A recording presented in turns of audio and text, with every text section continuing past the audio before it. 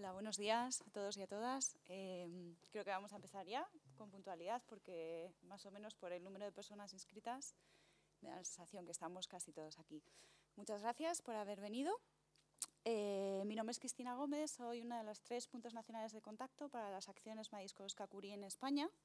En primer lugar, quería excusar Esther Rodríguez, que es nuestra responsable de unidad, no ha podido venir finalmente a la introducción, a la bienvenida, por incompatibilidades con la agenda. Por lo tanto, normalmente no me toca a mí hacer estas cosas, pero bueno, simplemente os damos la bienvenida y agradeceros el interés que estas acciones Marie Curie dentro del programa de Horizonte 2020 siguen teniendo. Y por ello nosotros seguimos insistiendo en hacer todas las acciones de difusión que estén en nuestras manos con los recursos que tenemos. Agradecer también a mis compañeros, a Jesús Rojo, que está conmigo aquí en la mesa, que viene de la Fundación para el Conocimiento Madrid+D, y a Cristina Gracia, también compañera mía de la Fundación Española para la Ciencia y la Tecnología, que son, junto conmigo, los 3 puntos nacionales de contacto y que estamos a vuestra disposición para daros el mejor servicio posible. Agradecer también a los ponentes que vamos a tener hoy en esta jornada y que yo creo que gracias a ellos vamos a ver diferentes puntos de vista, tanto del propio beneficiario que ya ha conseguido con éxito tener estos proyectos en su mano, como el punto de vista que yo creo que siempre agradecéis mucho del propio evaluador. Tenemos una evaluadora también con nosotros en este caso. Y también queremos daros a conocer el Marie Curie Alumni Association, la asociación de alumni de Marie Curie, que creemos que es una iniciativa muy interesante, pero no lo suficientemente conocida entre la comunidad. Así que yo creo que sin más dilación, simplemente presentaros un poquito la Oficina Europea, que yo creo que ya nos conocéis a estas alturas de Horizonte 2020. Nosotros estamos aquí para apoyar a las entidades y a los investigadores españoles para participar más y mejor en Horizonte 2020. Como veis ahí en esa diapositiva, estamos especializados en todo lo que es ciencia excelente, en las acciones Marie Curie que nos ocupan hoy, en el Consejo Europeo de Investigación, en el RC, en Tecnologías Futuras y Emergentes, FED, Ciencia con y para la Sociedad, Reto Social 6 y en las acciones COST. Para cualquier duda que tengáis sobre cualquiera de esas temáticas, sabéis que podéis contar con mis compañeros y conmigo. Además de todas las acciones de difusión y divulgación que hacemos para justamente promocionar estas patas del programa Horizonte 2020, también hacemos actividades de formación. Hace poquito hemos acabado, yo creo que con éxito, la 6ª edición del seminario de formación de gestores, algunos de ellos los veo en la sala, de las propias entidades participantes en Horizonte 2020, porque creemos que realmente es necesario, ¿no?, ese efecto multiplicador y que el conocimiento esté en las propias entidades. Hoy estamos aquí para hablar de las redes ITN. Y quería daros unos breves datos para empezar. Tampoco se trata de abrumar con datos, ¿no?, pero bueno, ya sabéis que Marie Curie es el programa por excelencia que apoya la movilidad, entendiendo movilidad como parte inherente de la carrera investigadora y también la movilidad como necesaria para mejorar la excelencia científica dentro del espacio europeo de investigación. Veréis que vamos a hablar mucho de carrera investigadora, de desarrollo de carrera profesional, puesto que es la base de estas acciones Marie Curie. A nivel de datos, deciros que son cerca de 2.000 millones de euros los que se han invertido ya desde el principio de Horizonte 2020 o los que se han destinado a las acciones ITN. ¿De acuerdo?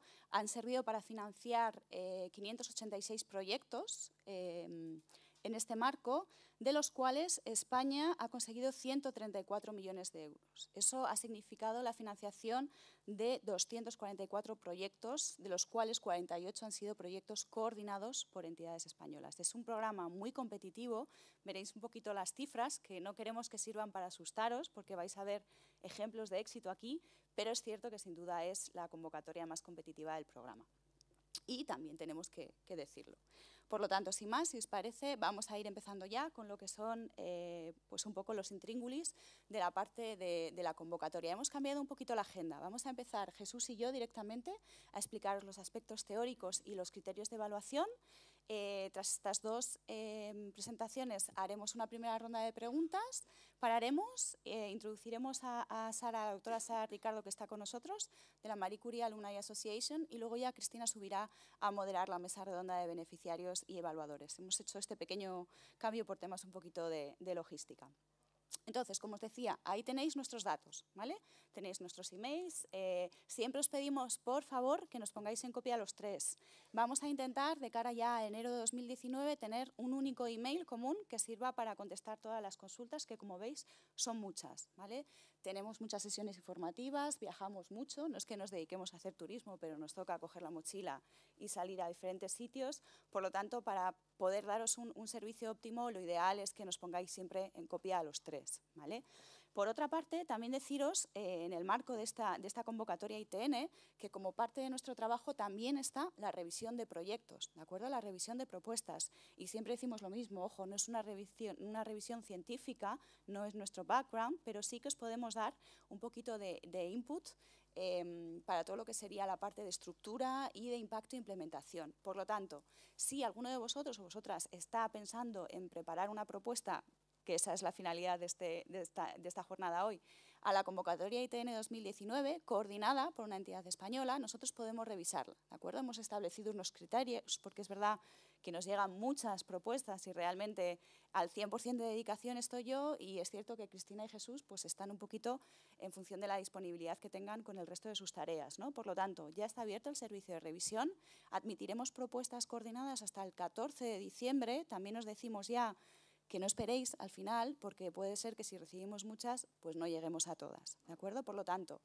si nos enviáis la documentación en Word, nos enviáis, en el caso de que haya sido ya enviada a convocatorias anteriores, las evaluaciones recibidas, y sobre todo lo que queremos es que vehiculéis el envío a través de las oficinas de gestores de oficinas de proyectos, ¿de acuerdo? De vuestras propias entidades. Siempre es lo deseado, porque estos propios gestores os pueden ayudar también a revisar de antemano estos proyectos antes de enviárnoslo. Contar con ellos, que nos hagan llegar esa propuesta, ¿vale? Hemos establecido unos mínimos de criterios para poder llegar, en la medida que podamos, al mayor número de propuestas que sean coordinadas y que lleguen a un 25% del presupuesto total solicitado en el marco del proyecto para entidades españolas. Por lo tanto, ya sabéis, fecha límite, 14 de diciembre, pero si todos queremos tener unas navidades tranquilas, enviarlo antes, por favor. Bien, objetivos concretos de lo que son las acciones Marie Curie o Marie Skłodowska-Curie, ya los conocéis, ¿de acuerdo? Ubicados en el pilar de ciencia excelente, 6.000 millones de euros en todo el programa de Horizonte 2020, un enfoque totalmente bottom-up, ¿de acuerdo? Aquí no hay topics, nos olvidamos del pilar 2 y pilar 3, vosotros como investigadores, como entidades, elegís el proyecto que queréis enviar. Lo que tenéis que seleccionar, por supuesto, es todo con un orden, alguno de los 8 paneles que veis abajo, una de las 8 áreas científicas que tenéis a pie de página, ¿de acuerdo? A las cuales se tienen que enviar los proyectos. Nos van a financiar un 100% en base a costes unitarios. Luego veremos cómo se financia, ¿vale? Pero también olvidaros, los que ya participáis en Horizonte 2020, de otros esquemas, como pueden ser las RIAs, las IAs o las TSEAs. 100% de costes unitarios. Y este es el programa por excelencia de apoyo a los investigadores en las diferentes fases de su carrera investigadora, desde investigadores predoctorales, que es lo que nos ocupa hoy, hasta la financiación, contratación de investigadores postdoctorales. Y siempre bajo este criterio de movilidad que decíamos, movilidad internacional, porque estos proyectos van a obligar a que los investigadores se trasladen y cambien de país para realizar los mismos. Movilidad interdisciplinar, porque cada vez se ve que es más necesario que diferentes actores de diferentes disciplinas científicas se unan para afrontar retos actuales.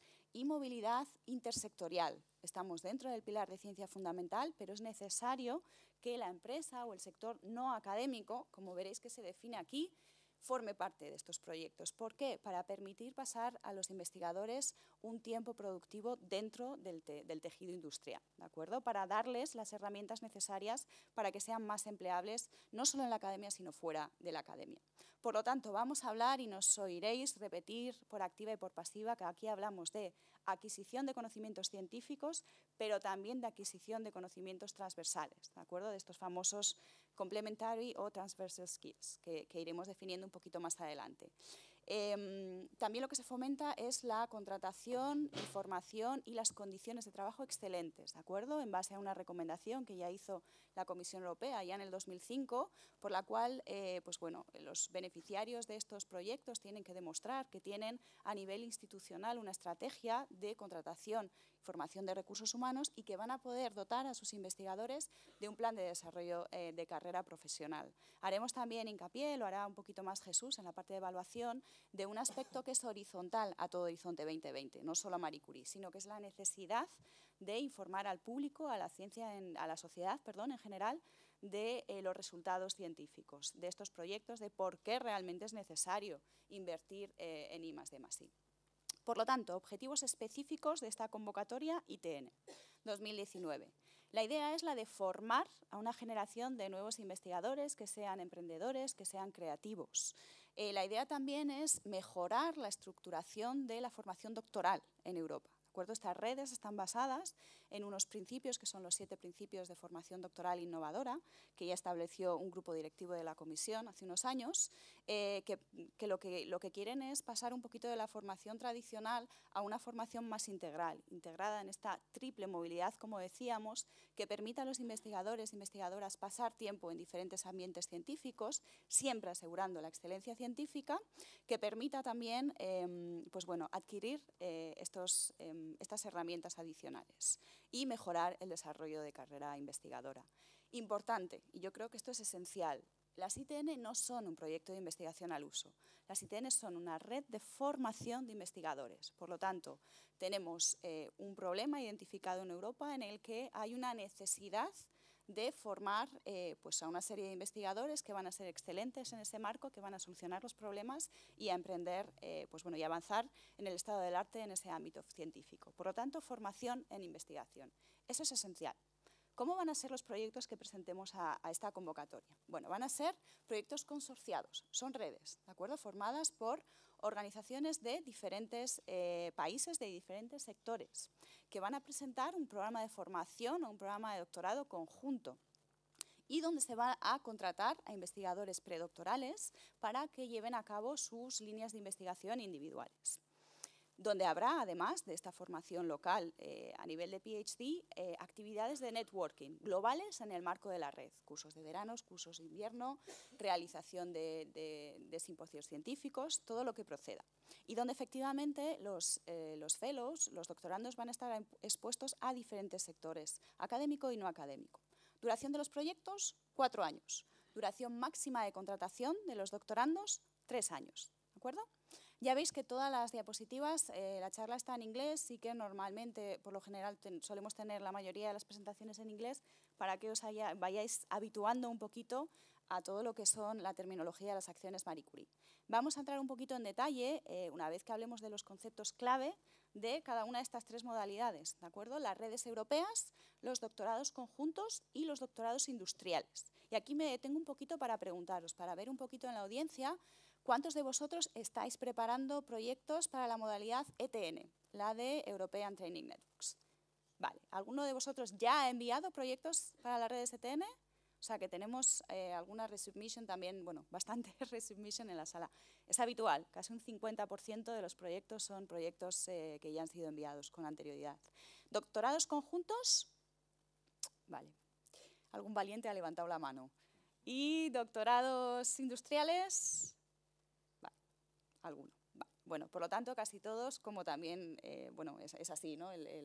Digamos que el grueso de la financiación está justamente para las redes europeas. Vale. Simplemente para saber un poquito dónde tenemos que enfocar el contenido. Vale, vamos a ir viendo, desgranando un poquito conceptos clave. Veo que muchos de vosotros ya lo conocéis, por lo tanto voy a ir relativamente rápido. Si veis que hay algo que nos cuadra, pues me paráis. ¿A quién vamos a contratar en estos proyectos? Vamos a contratar a los Early Stage Researchers, investigadores predoctorales, ¿de acuerdo? Aquellos que todavía no han obtenido su título de doctor, que están en sus primeros 4 años de experiencia investigadora. Estos investigadores no se les puede restringir, no hay ningún tipo de restricción a la nacionalidad, ¿de acuerdo? Puede solicitar el puesto de trabajo investigador de cualquier nacionalidad. tiene que cumplir con esta regla de experiencia investigadora y tiene que cumplir con la regla de movilidad. Las vamos a ver ahora. La regla de movilidad lo que dice es que el doctorando no podrá haber residido o realizado su actividad investigadora más de 12 meses en los 3 años previos a la fecha de contrato en el proyecto en el país en el que va a solicitar ese puesto de trabajo. ¿De acuerdo? Estos criterios se miden todos, el de experiencia investigadora y el de movilidad, a fecha de contrato en el marco del proyecto. Deciros también que lo que hizo la Comisión ya hace 2 años es establecer, facilitar de alguna manera para aquellos investigadores que están solicitando el asilo o un estatus de refugiado, y es que el tiempo que se pasa en un país solicitando ese trámite no computa efectos de movilidad. ¿De acuerdo? Por lo tanto, nos ha tocado, hemos sido beneficiarios de un proyecto, hemos sido afortunados a la primera, a la segunda o a la tercera, ya lo veremos, y nos conceden el proyecto y vamos a contratar a 12 fellows en nuestra red. Vamos a publicar estas vacantes, ¿de acuerdo? Contratación, recordemos, abierta, transparente, basada en méritos, como nos pide la Comisión Europea. Lo publicamos donde queramos, pero obligatoriamente lo publicamos en Euraccess, que ahí está la página web. ¿Y qué tenemos que publicar? Pues la información de que hay un puesto vacante en una red, en este caso tenemos un ejemplo, que yo creo que es una red del 2014, si mal no recuerdo, o 2015, de un puesto de trabajo en la Universidad de Las Palmas de Gran Canaria, ¿vale? Y lo que tenemos que incluir en el perfil es la información necesaria para que el fellow pues vaya a pedir este puesto de trabajo, ¿no? A nivel de elegibilidad de experiencia investigadora, a nivel de elegibilidad de movilidad. Así es como funciona. Bien, somos la Universidad Politécnica de Madrid, por ejemplo, y queremos pedir un proyecto. ¿Cómo podemos participar en una red ITN como entidad? Podemos ser o bien beneficiario o bien organismo asociado.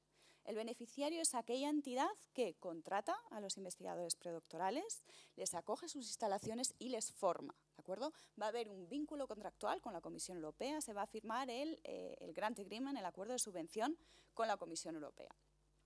¿Cómo podemos participar si no es contratando a un investigador? Bueno, pues podemos participar como organismo asociado, acogiendo en nuestras instalaciones a un investigador, pero sin que haya un contrato de por medio. Es decir, yo soy una empresa que quiero que venga un doctorando a mi sede durante 4 meses a realizar una transferencia de tecnología concreta. Yo puedo ser Partner Organization, ¿de acuerdo? Acojo al investigador en mis instalaciones, lo formo, le doy formación en lo que proceda, pero no tengo un vínculo contractual ni con él ni con la Comisión Europea. En el caso en el que mi participación me genere un coste como entidad, a través de los beneficiarios se pueden sufragar esos costes. Importante, puesto que no hay un vínculo contractual con la Comisión, lo que es necesario es establecer una carta de compromiso, ¿de acuerdo? Para todas estas entidades asociadas. ¿Para qué? Para definir justamente cuáles son las actividades que se van a llevar a cabo en los proyectos. Obligatoria, ¿vale? Para la elegibilidad de los proyectos. Si no tenéis una carta de compromiso de vuestros organismos asociados, esa participación no se va a tener en cuenta. También es obligatoria para los beneficiarios en la modalidad de doctorados conjuntos, lo veremos más adelante, una carta en la que el beneficiario se compromete a otorgar un título doble, múltiple o conjunto, en función de lo que se vaya a establecer en el marco del proyecto. Decíamos antes que era importante la movilidad intersectorial, ¿vale? Lo que ha hecho la Comisión aquí es establecer 2 sectores. Solo en Marie Curie, no aplica a todo Horizonte 2020. Si somos una entidad pública o privada que emite títulos académicos o una entidad pública o privada sin ánimo de lucro cuya principal misión es la investigación, o bien una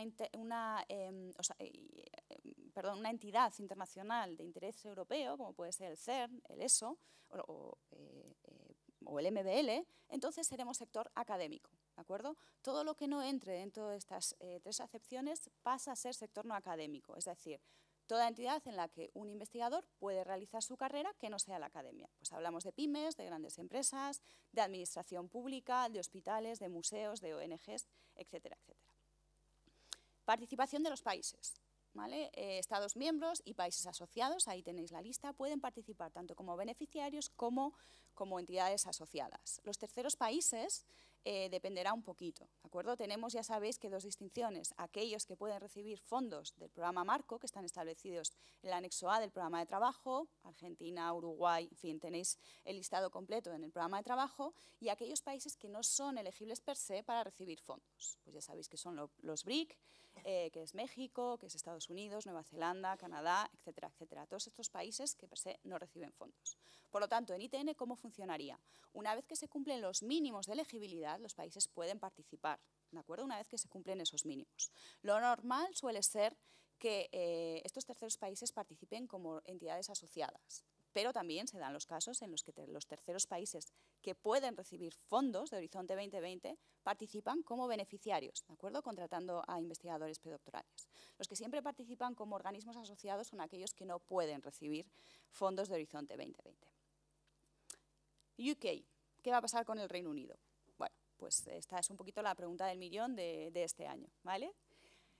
Hay diferentes escenarios, habrá que ver qué es lo que pasa en el mes de marzo, pues si finalmente UK queda como un tercer país, efectivamente aplicará lo mismo que a terceros países que no reciben fondos y por lo tanto los fondos asociados a sus proyectos se cortarán. Si al final hay un deal, o sea, se llega a un acuerdo y se queda como país asociado, pues en principio el gobierno ya se ha comprometido a seguir financiando aquellos proyectos que están vigentes en Horizonte 2020. Si no hay Brexit, pues nada, no hay problema. Nosotros lo que os decimos, simplemente a efectos para tener en cuenta en estas convocatorias ITN y RISE, que son las que van a entrar un poquito en este margen antes de que se defina qué pasa con el Reino Unido, es que lo tengáis en cuenta a nivel de elegibilidad de consorcio. Es decir, vais a ver ahora que el mínimo en la mayoría de las modalidades es de 3 beneficiarios en 3 Estados miembros y países asociados. Bueno, pues si tenéis que meter a UK, que UK sea el cuarto, ¿vale? No el tercero. Simplemente es eso. Nosotros siempre os decimos que, y además las cifras lo demuestran, el Reino Unido se lleva el 40% del pastel, por lo menos en Marie Curie, y creo que me estoy quedando corta en porcentaje. Yo creo que es hasta más. Por lo tanto, si tenéis un centro excelente en el Reino Unido, hay que seguir contando con ese centro excelente porque es un valor añadido para el proyecto, ¿vale? Simplemente tenerlo en cuenta a nivel de elegibilidad y poco más. Vamos a entrar en las diferentes modalidades. Redes europeas de formación. Mínimo 3 beneficiarios en 3 Estados miembros o países asociados. No es obligatorio que los investigadores predoctorales estén embarcados o matriculados en un programa de doctorado. Dicho esto, el 90% y mucho de los proyectos sí que efectivamente los doctorandos están embarcados en un programa de doctorado porque al final es lo que más impacto tiene. Pero no es obligatorio, ¿de acuerdo? En algunas disciplinas o áreas científicas, por lo que proceda, no hay programa de doctorado. Y ahí nos encontramos ahora con un poquito de jerga de la Comisión Europea. Básicamente lo que nos dicen es que podemos contratar a un máximo de 15 investigadores predoctorales en estas redes, un máximo de 15. También nos dice que un máximo del 40% del presupuesto puede ir a un país, ¿de acuerdo? Tenéis que tener en cuenta esto a la hora de forjar vuestro presupuesto. Es esencial que el sector no académico no participe y es esencial que el sector no académico no participe en la medida de lo posible como beneficiario, ¿de acuerdo? Contratando a los investigadores predoctorales. Se recomienda que haya una supervisión conjunta. ¿Qué quiere decir esto? Que si yo, por ejemplo, soy de la UPM, que es el coordinador de esta red, y tengo un doctorando que va a pasar 8 meses en Fujitsu, en Alemania, o en cualquier otra entidad o en el BSC, en España, tenga una supervisión conjunta entre el IP, ¿de acuerdo?, que está dentro de la universidad, y el IP o supervisor que está dentro del centro de investigación en este caso, y que haya una supervisión conjunta entre ambos para tutorizar al fellow. Lo que se permite también, lo que se promueve, pero no es obligatorio, es la realización de estancias, ¿de acuerdo? Esta palabreja, que yo creo que es jerga europea también, de secondments, de un máximo de un 30% de la duración de la contratación. ¿De acuerdo? Contratamos 3 años, 36 meses a un fellow, podemos enviarlo a alguno de los centros o a varios centros de nuestra red, un máximo de unos 11 meses, que es el 30%, un máximo, en función de su línea de investigación y lo que necesite. En este ejemplo que tenéis aquí es Big Storage, es una ITN financiada en el 2014, si mal no recuerdo, coordinada por la UPM, donde tenemos un consorcio formado por 10 socios, 10 beneficiarios, ¿de acuerdo? 3 entidades asociadas, donde se han contratado a 15 investigadores predoctorales y el presupuesto global de la red es de 3,8 millones de euros. Como novedad este año, no es que sea novedad, sino que ha cambiado un poquito el texto, ¿vale? No me detendré mucho porque luego tengo una slide concreta para el tema de entidades afiliadas, pero deciros que en el caso en el que tengamos una entidad, por ejemplo, académica, que no puede otorgar un título de doctor, ¿vale?, pero sí que se va a dar un título de doctor en el marco del proyecto, la universidad que emite ese título tiene que ir asociada, ¿de acuerdo?, ya sea como organismo asociado o como entidad vinculada. ¿vale? Pues si el BSC no puede emitir un título de doctor, pero la Universidad Politécnica de Cataluña es quien lo hace, la Universidad Politécnica de Cataluña tendrá que ir o como organismo asociado o como entidad vinculada. La modalidad de doctorados conjuntos, ¿vale? Mínimo de 3 beneficiarios académicos que puedan emitir títulos académicos, ¿de acuerdo?, como beneficiarios. Aquí sí que es obligatorio que el doctorando se embarque en un programa de doctorado y al finalizar los proyectos tiene que haber una obtención de un doctorado que puede ser o doble, un doctorado donde haya 2 títulos académicos reconocidos, homologables por un mínimo de 2 universidades o más, un doctorado conjunto que sería un único título emitido pero reconocido en 2 o más universidades o múltiple. Las 2 modalidades nos valen, doble o múltiple, ¿de acuerdo? No tiene por qué ser o doble o múltiple. En función de los diferentes países, pues serán doctorados en cotutela o doctorados conjuntos. De nuevo, máximo de 15 investigadores predoctorales en la red, máximo de 40% del presupuesto como máximo por país, obligatorio que haya una supervisión conjunta entre los diferentes IPs, y aquí es donde nos encontramos con que si hay, que tiene que haber, cartas de compromiso de los beneficiarios. Una de las novedades de este año que nos indica la Comisión Europea es que un mínimo de 2 de las entidades que emiten el título académico tiene que estar ubicada en Europa. Habrá sido el caso, o sea, habrá visto que bastantes doctorados conjuntos tienen una entidad europea y una entidad no europea, digamos, que está emitiendo ese título doble o conjunto, y lo que la Comisión quiere promover es la estructuración de formación doctoral en Europa. Por lo tanto, de ahí ese nuevo requisito, ¿de acuerdo? Aquí hay que indicar con más detalle, pues, efectivamente, cómo es de coherente ese programa de formación doctoral, intentar establecer también cómo va a ser sostenible a futuro y cómo va a promover la estructuración europea más allá de la realización de este proyecto. Los doctorados industriales tenemos 2 modalidades, ¿vale? 2 posibilidades de consorcios. Los consorcios más pequeñitos, que son los que tienen 2 beneficiarios, uno del sector académico y uno del sector no académico, establecidos en Estados miembros o países asociados, donde aquí vamos a contratar un máximo de 5 investigadores predoctorales. Aquí no aplica el 40% de la regla de presupuesto por país, máximo por país, ¿vale? Esos son los de 2 beneficiarios.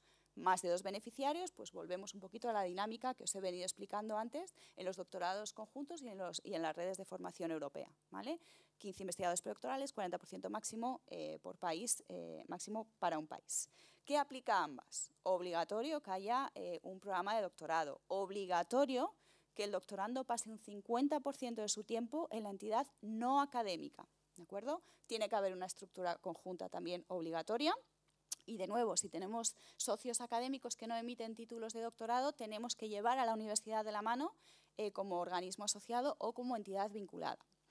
Esto, de nuevo, no es que sea una novedad, pero está mejor especificado que el año pasado, ¿vale? Y la idea es simplificar y facilitar la creación de consorcios, aunque la lectura a veces lo dificulta un poquito. Lo que nos vienen a decir es cualquier movilidad intersectorial entre los beneficiarios tiene que ser internacional.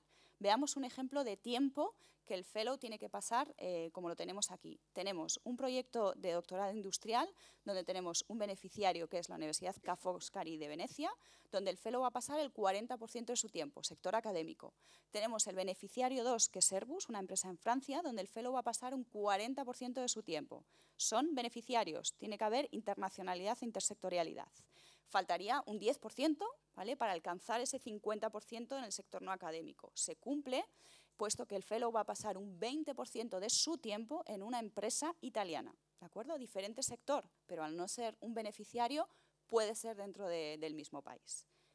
Lo sé, es complejo, pero luego veréis también que en la propia propuesta técnica tenéis una especie de tabla para identificar que vais cumpliendo con estos criterios, ¿vale? Lo digo mirando un poquito a los que han dicho que tienen doctorados industriales y si no luego lo podemos hablar más en detalle. Bueno, aspectos importantes a tener en cuenta una vez establecidas ya las diferentes modalidades. Formación, formación, formación, que no se nos olvide, ¿de acuerdo? Programa de investigación y programa de formación.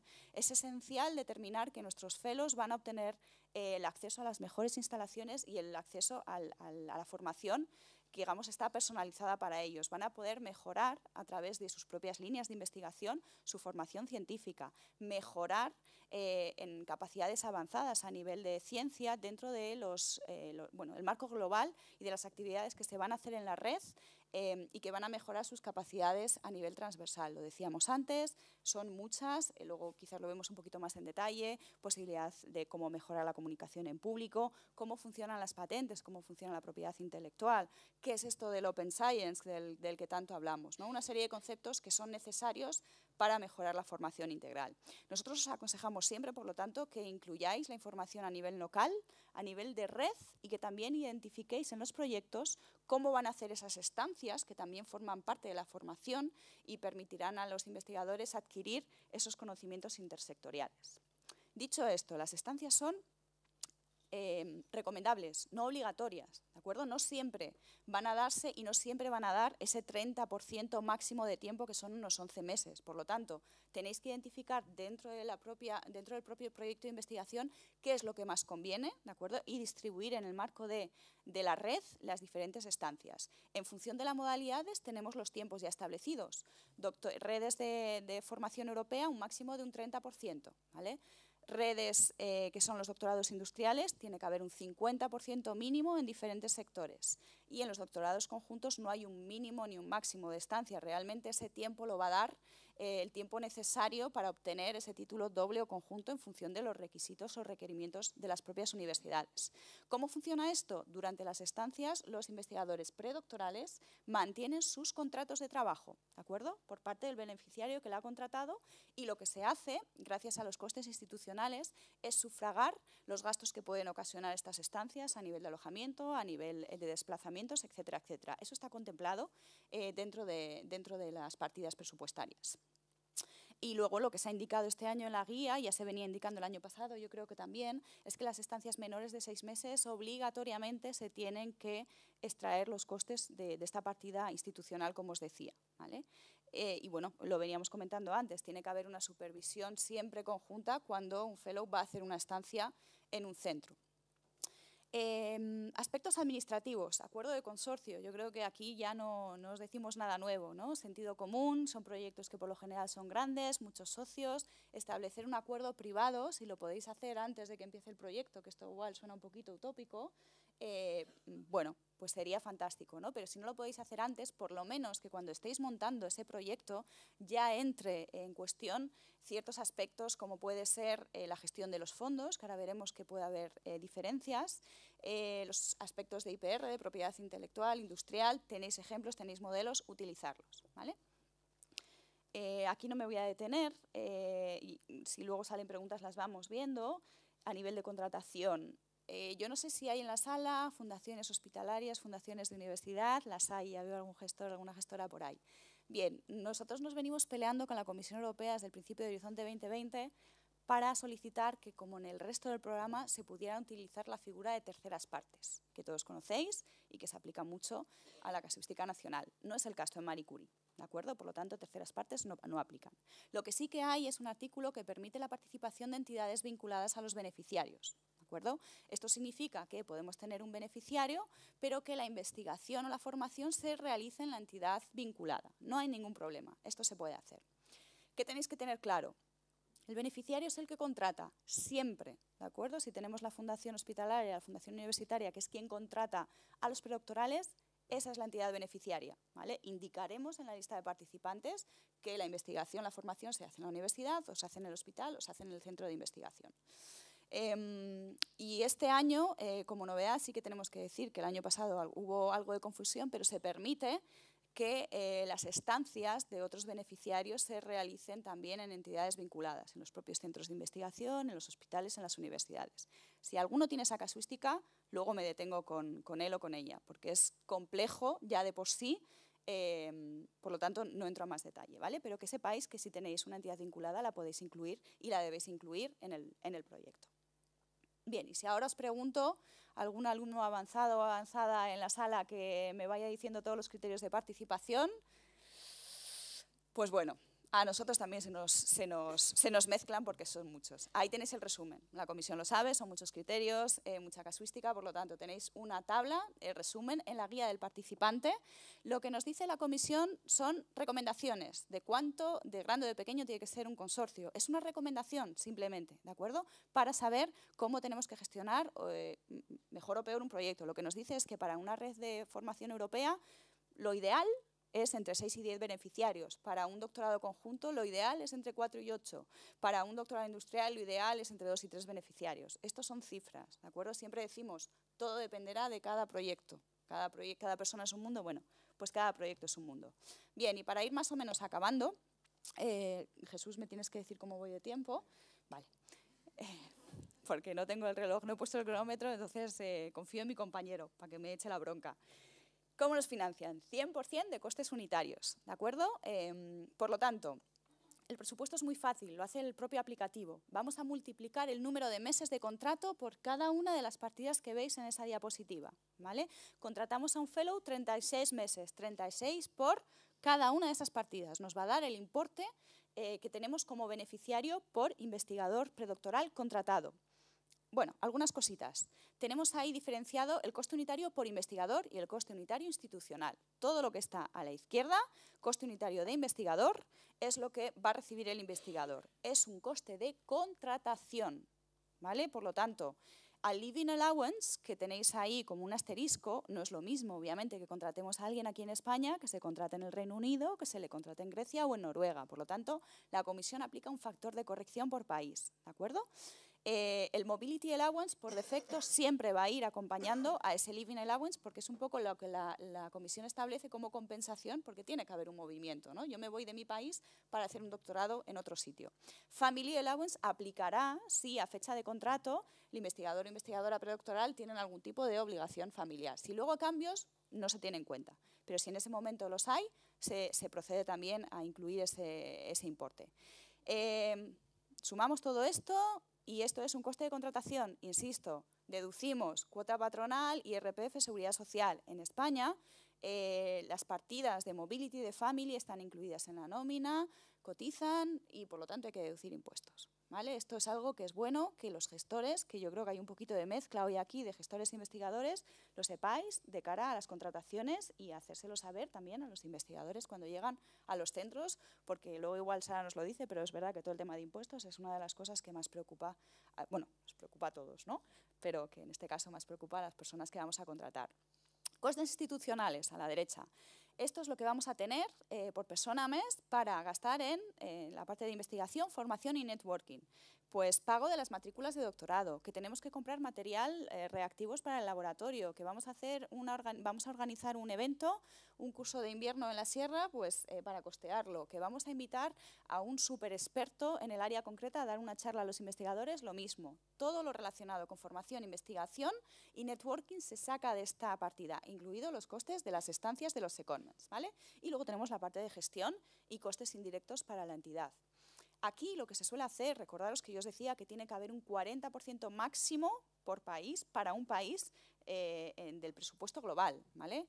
Eso es lo que aplica a fecha de, bueno, cuando se envía el proyecto. Otra cosa es luego lo que hagáis como consorcio. Podéis redistribuir internamente, y esto lo tenéis que detallar en el acuerdo de consorcio, los costes institucionales. Suele ser común, por ejemplo, que el coordinador decida contratar a un gestor o gestora de proyecto, cosa que yo creo que recomendamos encarecidamente, ¿vale? Perfecto. Por lo tanto, o imaginaros que uno de los socios tiene que realizar los 2 cursos de verano o 3 que tenéis establecido, pues igual tenéis que hacer un paquete para que ese socio tenga más fondos. Eso se puede redistribuir internamente, no hay problema. Bueno, con esta diapositiva yo me suelo callar 2 minutitos, pero no tengo tiempo porque Jesús me ha dicho que tengo 5. Notas de corte. ¿Vale? Notas de corte de los últimos 4 años. Esto es lo que hay que alcanzar, me trabo yo misma, para que nos financien los proyectos. Veréis que hay un threshold, un umbral, perdón, de un 70, perdonadme el spanglish, de un 70 mínimo. Ya veis que no hay proyecto financiado con 70. Ahí veis las notas de corte y cada uno lo veréis en vuestra propia área. Bueno, pues ¿qué se le dice a un proyecto que tiene un 97,1 en economía y se ha quedado fuera? Pues que tiene un proyecto excelente, pero obviamente los fondos no son, bueno, no llegan a más. Estas son las notas de corte y los números de proyectos financiados en cada una de las modalidades. El año pasado, por ejemplo, se recibieron 1.658 propuestas, ¿de acuerdo? Ahí tenéis, es un poquito en función del área científica, en función de la demanda, ya veis cuáles son más populares. Luego también os explicará Francisca cómo funciona el proceso de evaluación, porque hay 2 paneles multidisciplinares, que son los doctorados industriales y los doctorados conjuntos, donde compiten todas las áreas en el mismo panel, pero ahí tenéis un poquito por área cuántas se reciben y cuántas se financian. De las 1.600 se han financiado 123 propuestas en la última convocatoria. Tasa de éxito, bajita. Bueno, no es un FED, que yo creo que es todavía más bajita. Bueno, 6, 7, 8, los doctorados industriales y conjuntos son un poquito más altas, pero es verdad que es una convocatoria muy competitiva. Vamos a ver, plazos. Cierra el 15 de enero, ¿de acuerdo? Fantástico. Justo después de que vengan los Reyes Magos, cierra la convocatoria. Presupuesto, 400 millones para las ETN, doctorados industriales 35, doctorados conjuntos 35. Se irán evaluando los proyectos y se reconocerán los resultados en junio de 2019 y los primeros acuerdos se firmarán en el mes de septiembre. No me detengo para nada en los criterios de evaluación, lo va a ver mi compañero Jesús, ¿vale? Como voy justita, y vais a tener las diapositivas, simplemente deciros a nivel de consorcio qué es necesario, digamos a nivel de componente de una buena propuesta. Tenéis que demostrar la capacidad que tienen cada uno de los participantes. No se trata de incluir a una entidad porque sí, ¿de acuerdo? Porque es del Reino Unido o porque es de Polonia o porque es mi amigo. No, es la entidad más puntera, más competitiva y que va a ayudar a crear un consorcio compacto y coherente. ¿Vale? Y tiene que darse ese compromiso tanto en los participantes como verse también en las entidades asociadas, ¿vale? Podemos decir, bueno, tengo una empresa que participa como entidad asociada, pero luego realmente ves el proyecto y dices, uy, pues si de los 8 fellows realmente solo hay uno que tiene algún tipo de vinculación con esta entidad. Hay que realmente hacer un puzzle y que encajen todas las piezas, ¿vale? Empezar a escribir lo antes posible, lo que os decíamos antes de intentar incluir todos estos conceptos de gestión, de propiedad intelectual y de acuerdo de consorcio ya en el marco de la preparación para luego no encontrarnos con sustos. Y bueno, un poco más. Tenemos evaluador más adelante, no voy a entrar porque ella os va a dar muchísimos consejos. Deciros que nosotros ya a partir de la semana que viene vamos a publicar toda la documentación de apoyo que recopilamos, ¿vale? Tanto los vídeos, esto se va a grabar y por lo tanto se publicará, las ponencias, nuestros compañeros puntos nacionales de contacto en Europa también hacen webinarios, los tenemos en inglés, en español, publicamos y recopilamos todo, una guía un poco comentada de lo que hay que escribir, que es lo que os va a comentar Jesús en cada uno de los criterios y de los subapartados de la propuesta técnica, lo vais a tener disponible a partir de la semana que viene. Por lo tanto, yo creo que ya no se puede decir que no se sabe. ¿Está disponible? No, la guía sí, quiero decir que nosotros recuperaremos todo a partir de la semana que viene. Tenéis muchísima documentación, os animamos a que participéis y tenéis nuestros datos, ¿vale? Muchas gracias.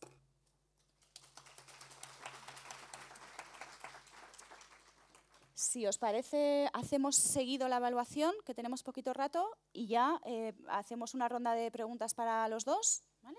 A mí me ha tocado la parte de la teoría y la chapa, como digo yo, pero las reglas de participación hay que saberlas, ¿vale? Y ahora Jesús os va a explicar los criterios de evaluación y los aspectos prácticos.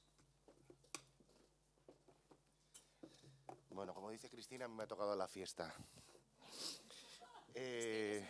Sí. Bueno, gracias por la invitación. Mi nombre es Jesús Rojo. Es un placer estar aquí con vosotros, sobre todo este Infoday, que es un poco más especial porque comparto Infoday con una gran amiga, con Francisca, que aparte hemos trabajado muchos años juntos y fue mi jefa. Y la verdad que da gusto pues, poder compartir un Infoday con ella y que conozcáis la experiencia que tiene ella como evaluadora, incluso como gestora de proyectos y como escritora de proyectos. Creo que va a dar un punto de vista muy interesante y sobre todo un poco diferente al nuestro como punto nacional de contacto. Bueno, soy Jesús Rojo, trabajo en la Fundación Madrid +D, soy el jefe de área de transferencia de tecnología y programas europeos y junto con Cristina, pues también punto nacional de contacto. El calendario ya os lo ha explicado.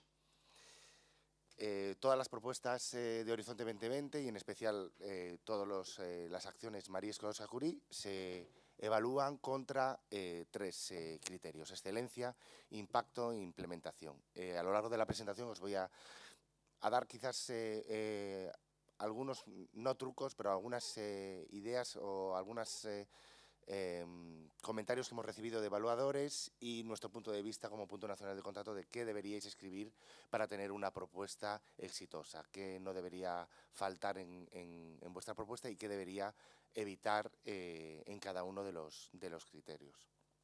Como veis, 50, 30 y 20 puntos con un umbral de 70, en el cual pues no, si lo alcanzamos no nos sirve para nada, viendo las notas de corte que hemos visto en los últimos años, ya incluso desde la primera convocatoria superaban casi todos el 90.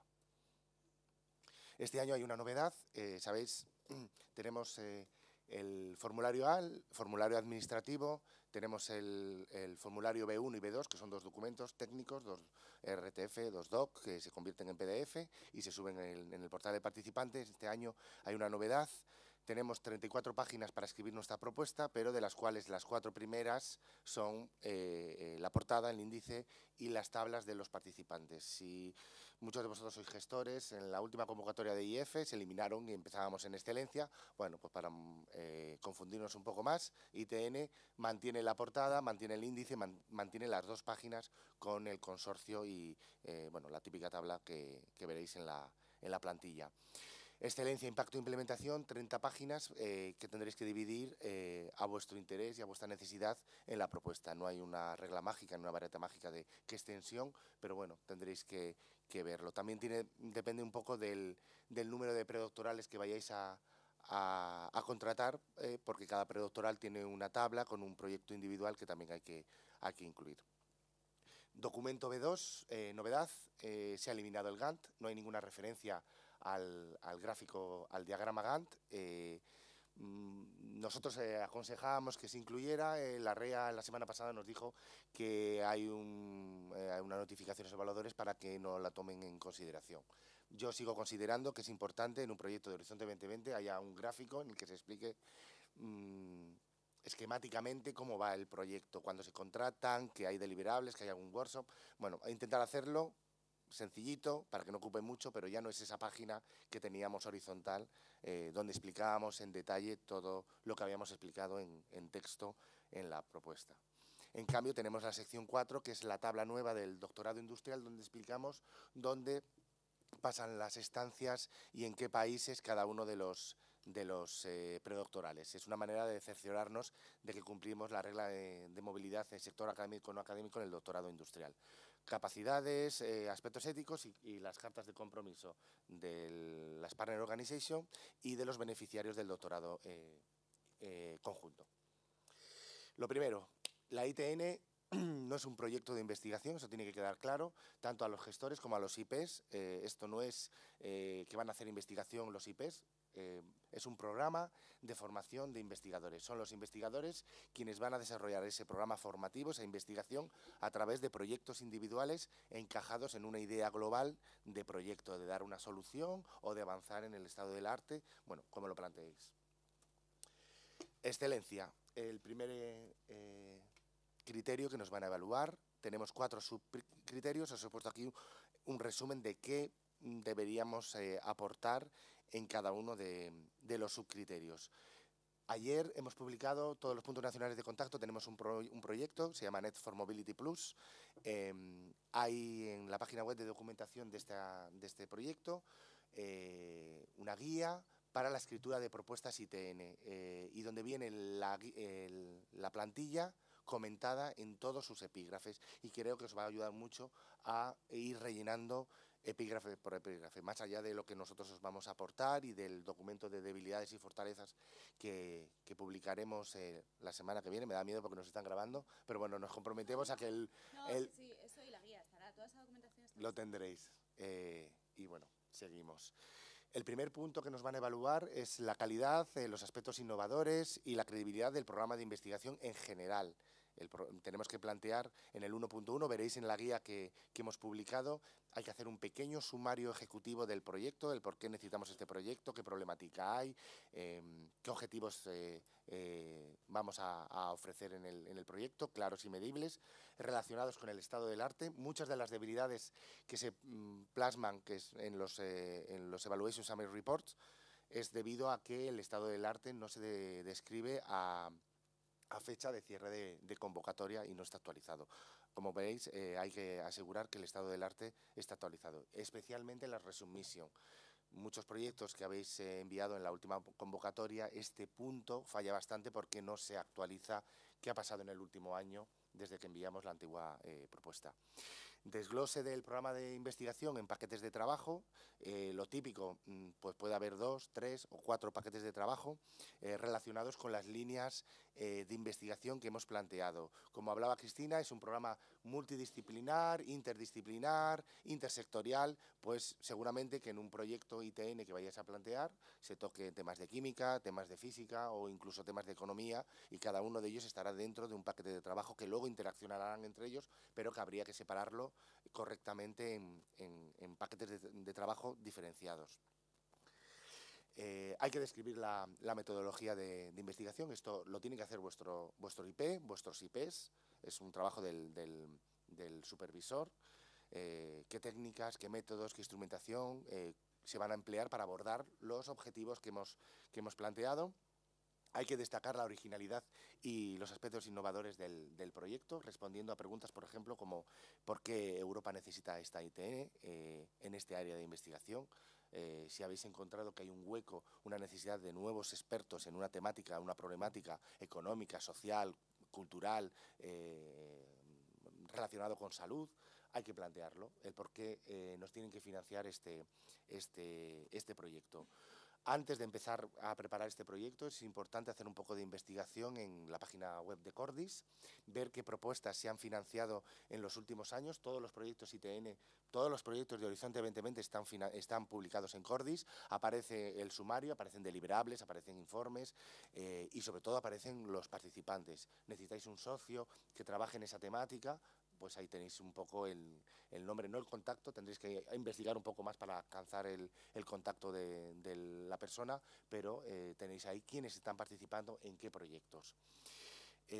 Bueno, y no ignorar el tema del género. El género lo vamos a ver a lo largo de todo el proyecto, de toda la propuesta. Hay género en la investigación, hay género en el training, hay género en los equipos de gestión del proyecto, los comités, pero también hay género en los predoctorales que vamos a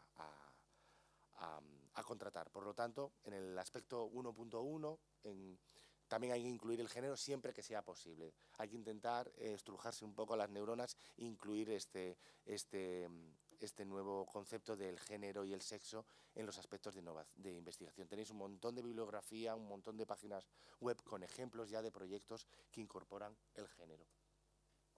1.2. Hemos pasado de lo que sería el programa de investigación, hemos pasado ahora a la calidad y a los aspectos innovadores del programa de formación. Hay que presentar, pues eso, la formación concreta que vamos a presentar vamos a ofrecer a los predoctorales a través de una capacitación local. El beneficiario es responsable de darle una formación, la capacitación en red. Habrá eventos, como ha comentado Cristina, cada X meses de todos los predoctorales, de varios de los predoctorales, de varias líneas, un Summer School, un Winter School, congresos, etcétera, etcétera. Hay que señalar el training. ¿Cuándo? ¿Dónde? ¿Qué contenido? La duración y quién lo desarrolla. Y tiene que haber un equilibrio entre que todos los beneficiarios aporten algo a estos eventos de red que vamos a plantear. Si el evaluador, bueno, luego Paquita a lo mejor os puede dar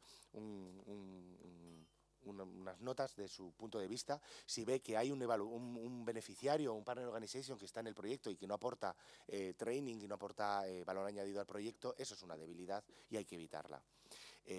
Todos los proyectos, todos los cursos, las actividades de formación hay que intentar abrirlas al exterior de la red, que estén abiertas a otros estudiantes de vuestro beneficiario, a otros investigadores postdoctorales fuera del proyecto. Tenéis que dar esta visión de ciencia abierta, de training abierto a a otros investigadores. Lo típico, como os ponemos aquí en la presentación, que haya una conferencia final al proyecto y que haya una reunión inicial, un kick-off meeting, en el que lo podéis plantear como queráis. Por ejemplo, que sea un kick-off meeting con los predoctorales ya contratados, donde cada predoctoral explica su proyecto individual. Aquí hay muchas personas que tienen ITN, aquí veo a Lilith, que tiene mucha experiencia y seguramente luego a lo mejor al final os puede comentar cómo hacer un kick-off meeting.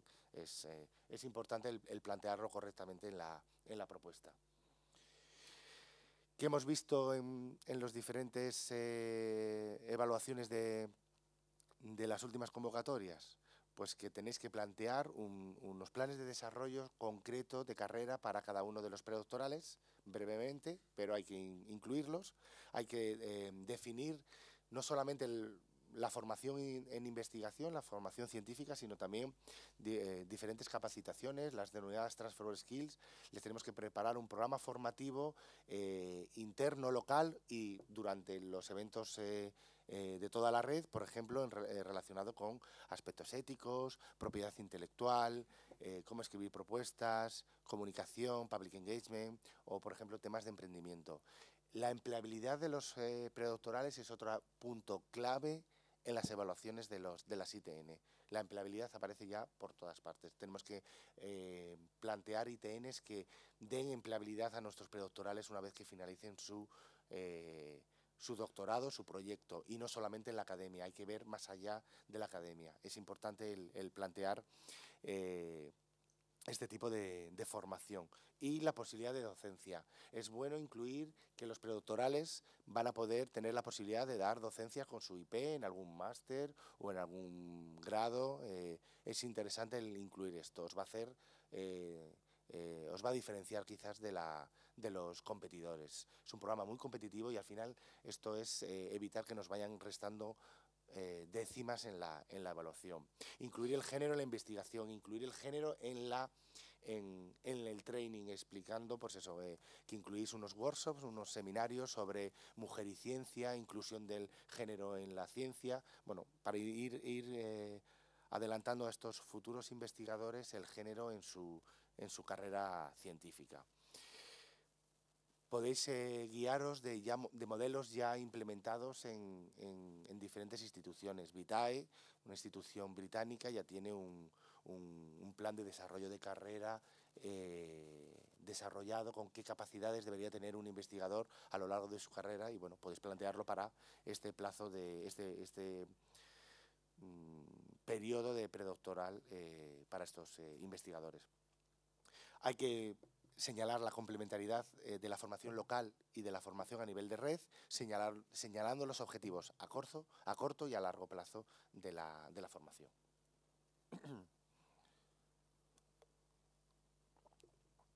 En el 1.3 nos van a evaluar las capacidades de los supervisores.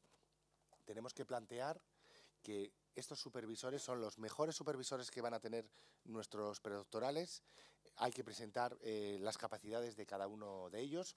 Quizás en esta parte, en el 1.3, no se va a explicar quiénes son estos supervisores porque tenéis la parte B2 donde podéis poner el nombre de la persona y la experiencia, pero podéis ya en este apartado señalar que todos los IPs tienen más de 20 años de experiencia, más de 100 predoctorales dirigidos, etcétera, etcétera. Hay que remarcar también la supervisión en el sector no académico, cómo se va a realizar esta supervisión conjunta, como os ha comentado Cristina, y muy importante, señalar el porcentaje de tiempo que va a dedicar el IP a su predoctoral. Esto es una de las debilidades que siempre aparecen porque no se incluye. Lo podéis incluir o en la tabla o en la propuesta. Yo os plantearía que lo plasmarais en los dos sitios. Ya en el 1.3 podéis decir que todos los IPs van a dedicar un 10 o un 15% de su tiempo a su predoctoral. La supervisión conjunta está claro que la tenéis que describir correctamente en los doctorados conjuntos porque es clave y en los doctorados industriales porque va a pasar el predoctoral más del 50% de su tiempo en una empresa. Tenéis que definir aquí cómo se va a plantear esta esta supervisión del IP académico, del IP no académico, las reuniones en remoto, etcétera, etcétera. Luego en la implementación también lo vais a plasmar, pero aquí que le quede claro al evaluador que tenéis claro cómo supervisar a estos predoctorales que tienen 50% de su tiempo en la academia y 50% de tiempo en la no academia. Incluso encontraréis doctorados industriales que pasan el 20% en la universidad y el 80% en la industria. Es importante el explicar los procedimientos de control, los seguimientos y los mecanismos de feedback que vais a utilizar para poder controlar el seguimiento del proyecto individual del predoctoral. 1.4. La calidad de la interacción entre las instituciones participantes. Hay que describir las tareas de cada participante en una matriz. Es interesante que incluyáis una matriz con capacidades, interacciones y beneficiarios y partner organization, señalando pues eso, las sinergias, el valor añadido. Y aquí podéis incluso adelantar ya un poco el último punto, el 3.4, sí, el 3.4, ahí os van a explicar las sinergias y el por qué este consorcio es el más adaptado a esta red. Tenéis que explicar que con este consorcio, con estas interacciones de los participantes, los predoctorales van a estar expuestos a diferentes ambientes de investigación, a través, por ejemplo, de los secondments. Es importante que en vuestra red ya podéis ver con esto que haya beneficiarios académicos y no académicos, porque esos son los que tienen un compromiso, firman el Grant Agreement con la comisión y contratan a un predoctoral. Por supuesto, tenéis que tener también partner organization no académicos que aportan valor añadido al consorcio. Pueden aportar valor añadido a través de estancias en sus instituciones, en sus instalaciones, o aportando training específico al predoctoral. O sea, puede haber un partner organization que solo haga formación y que no reciba predoctorales. No es una debilidad, es algo valorado. Una empresa, por ejemplo, que esté especializada en comercialización, en IPR o en aspectos legales. Pues ese es el típico partner organization que encaja en una ITN, que da ese valor añadido muy especializado en las transfer of skills. Impacto. Hacía años que quería poner esta diapositiva. El impacto de nuestro proyecto tiene que estar a 3 niveles y lo vamos a ver en los diferentes subcriterios. Impacto a nivel del investigador, en su carrera investigadora, cómo le vamos a formar para que sea un investigador excelente. Impacto a nivel de la organización, nuestra participación en un ITN nos va a proporcionar algo que veremos. Impacto a nivel de sistema. La Comisión Europea financia las ITN por algo, para que estructuremos los doctorados, para que haya colaboración academia-industria, para que haya empleabilidad de los predoctorales en el sector no académico, que no se vea como la formación doctoral como algo que solo van a desarrollar en las universidades o en los centros de investigación. Lo mismo, tenéis ahí el resumen con los 4 subcriterios que nos van a evaluar en el impacto, 30 puntos. ¿Qué es lo que quiere la comisión a nivel individual del fellow, del predoctoral? Pues que aumente sus capacidades de investigación, pero también que aumenten sus capacidades complementarias, la empleabilidad y las perspectivas de carrera. Ahora no quieren que un investigador se dedique a la gestión, pero quieren que esta nueva generación de investigadores conozcan cómo se gestionan los proyectos, que hay una financiación, que hay un trabajo técnico, que hay un trabajo administrativo. Bueno, quieren una perspectiva holística del futuro de los investigadores. Que se tenga impacto en los resultados de investigación. Estas ITN una ITN es un proyecto internacional. Le vamos a proporcionar contactos internacionales, va a poder publicar artículos con su IP, va a ir a congresos, va a conocer gente. Después de su doctorado, de su proyecto, va a poder continuar en alguno de los socios del proyecto, en una industria, en una pyme o incluso alguien que conoce durante un secondment. Al contrario de otros doctorados que siempre eran a nivel nacional, pues esto es lo que quiere la comisión de las ITN. Y bueno, una mayor contribución a la economía y a la sociedad basada en el conocimiento. Veremos ahora que hay un interés de unificar el espacio europeo de investigación con el espacio europeo de educación superior. Y bueno, una economía basada en el conocimiento es una economía más rica, más culta y mejor. Y veremos un poco cómo vamos a obtener esta sociedad del conocimiento a través de actividades que nos van a obligar a poner. ¿Qué hemos visto? Sí. Perdona, ¿tenéis frío? Porque estamos... Sí, ¿no? Sí, ¿no? Sí. Que estaba yo aquí mirando a ver si... Vale. Perdón, era... Luego dice que estamos malos, claro. Aspectos claves del impacto en el predoctoral. Mejorar su potencial, que los SRs sean expertos en algo. O sea, tenéis que plantear que vuestros SRs van a ser expertos en algo. La empleabilidad, tanto en la academia como en la no academia. Involucrar, esto indirectamente, involucrar al sector industrial. ¿Cómo hacemos la empleabilidad en el sector no industrial? Incluyendo beneficiarios no académicos. La competitividad de los SRs, van a ser mejores profesionales, van a saber de todo y van a cubrir seguramente un nicho de mercado de necesidad profesional. Hay que remarcar esta necesidad. Si veis que en vuestro tópico, vuestro tema, hay una necesidad de estos expertos, remarcarla. Hay que formarles, interdisciplinar e intersectorial, bueno, esto ya lo hemos repetido. La visibilidad de los SR, hay que sacarles fuera, hay que llevarles a congresos, a eventos, etcétera, etcétera. Favorecerles el networking internacional. Esto es su plataforma para que después de convertirse en un postdoc tengan contactos y continúen su postdoc fuera de España, fuera del país donde lo han contratado. Formación en empleabilidad y, por ejemplo, el último es un comentario de un Evaluation Summary Report en el que remarcaban que habían creado un comité startup.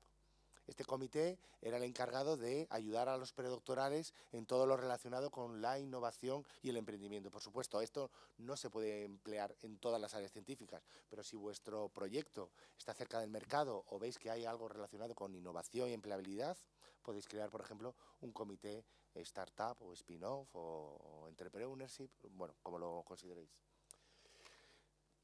Incluso antes de preparar esta parte tenéis que pensar dónde podrían emplearse vuestros predoctorales una vez que han finalizado el proyecto. Pues aquí veis que hay un montón de instituciones que no solamente es la academia, veis que hay pymes, asociaciones de pymes, empresas, grandes empresas, instituciones internacionales, etcétera, etcétera. Bueno, podéis plantear a dónde podríamos enviar nuestros predoctorales o incluso necesitamos alguno de estos empleadores como participantes, como partner organization, como beneficiarios o simplemente como stakeholders involucrados en el proyecto. A nivel de institución, pues mejorar la cooperación y la transferencia de conocimiento entre sectores y disciplinas os va a ayudar a mejorar la calidad de los programas de investigación y los esquemas de supervisión. Estáis en un proyecto con 12 beneficiarios europeos, esto os va a ayudar a mejorar vuestros procedimientos internos en la institución. Os va a facilitar crear redes, impulsar las capacidades de I+D. Un proyecto ITN se puede convertir en un proyecto RISE o puede ir directamente a un reto social, a un liderazgo industrial de Horizonte 2020 o de cualquier otra convocatoria. Os ayuda a tener contactos de instituciones importantes y os ayuda a internacionalizar vuestras actividades.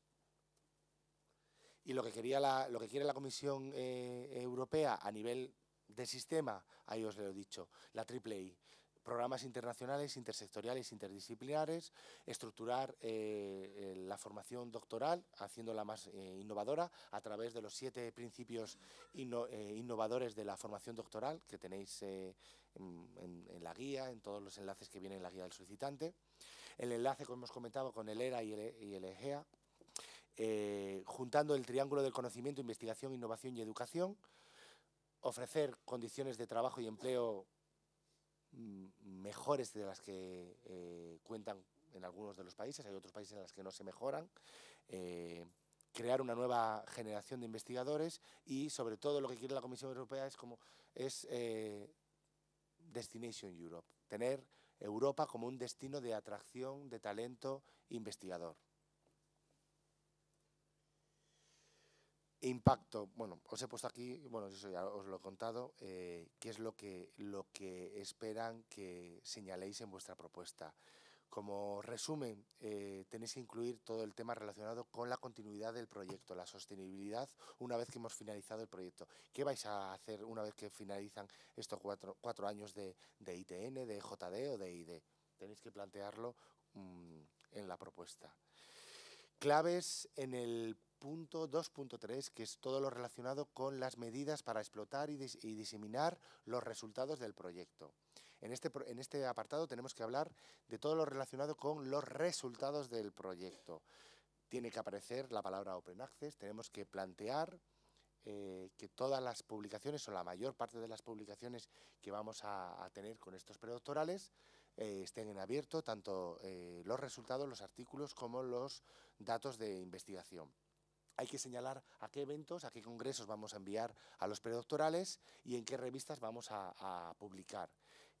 También hay que ser un poco realistas. Si en vuestro área lo típico en 3 años de doctorado es que un predoctoral publique 5 artículos, hay que plasmarlo y hay que señalarlo, el número de artículos que va a publicar vuestros predoctorales, incluso siendo un poco ambiciosos, pero hay que evitar el no plantear el número de artículos porque nos va a dar una debilidad.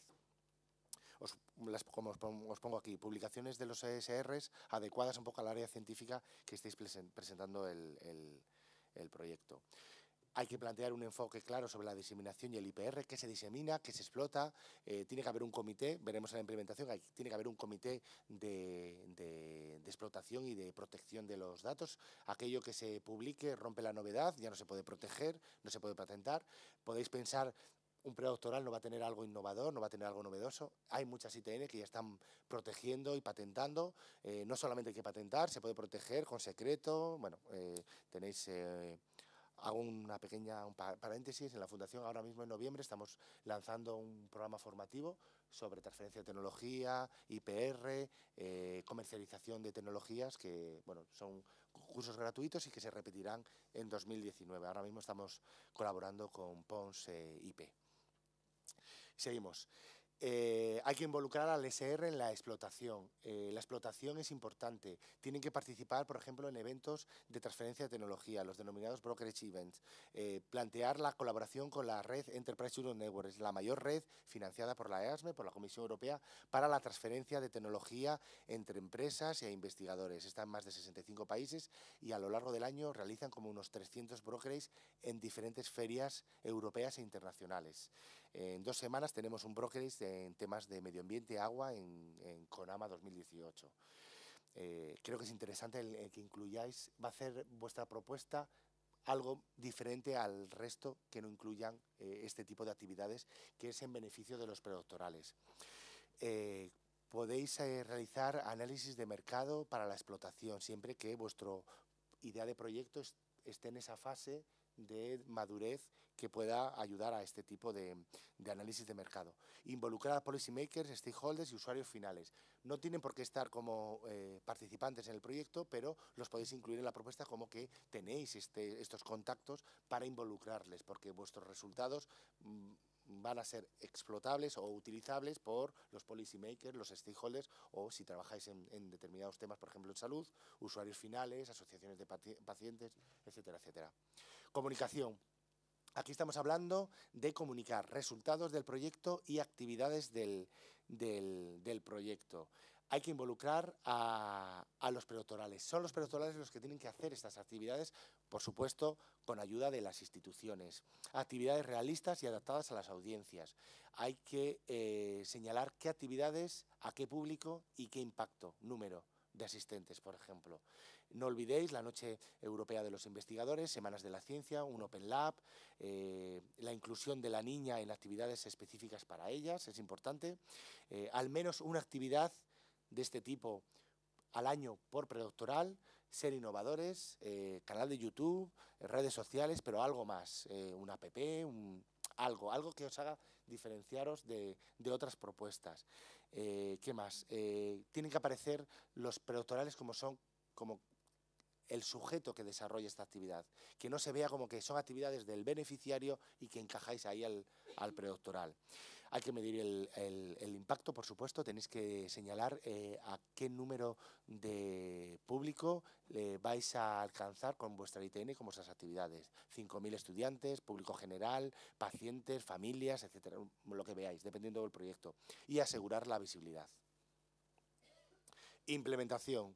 Como cualquier tipo de proyecto Horizonte 2020, tiene que estar desarrollado con una estructura para que funcione. Aquí veis, 20 puntos. Quizás este es el apartado que menos se falla porque tenéis mucho apoyo de vuestras oficinas de proyectos europeos, vuestras OTRIs, que tienen mucha experiencia en cómo organizar un proyecto Horizonte 2020. Aunque esto es una red de formación, es un proyecto con socios y veis, tenemos milestones, tenemos deliverables, que son los entregables, son informes que hay que entregar y son obligatorios. Todo aquello que pongamos en la propuesta lo tenemos que cumplir.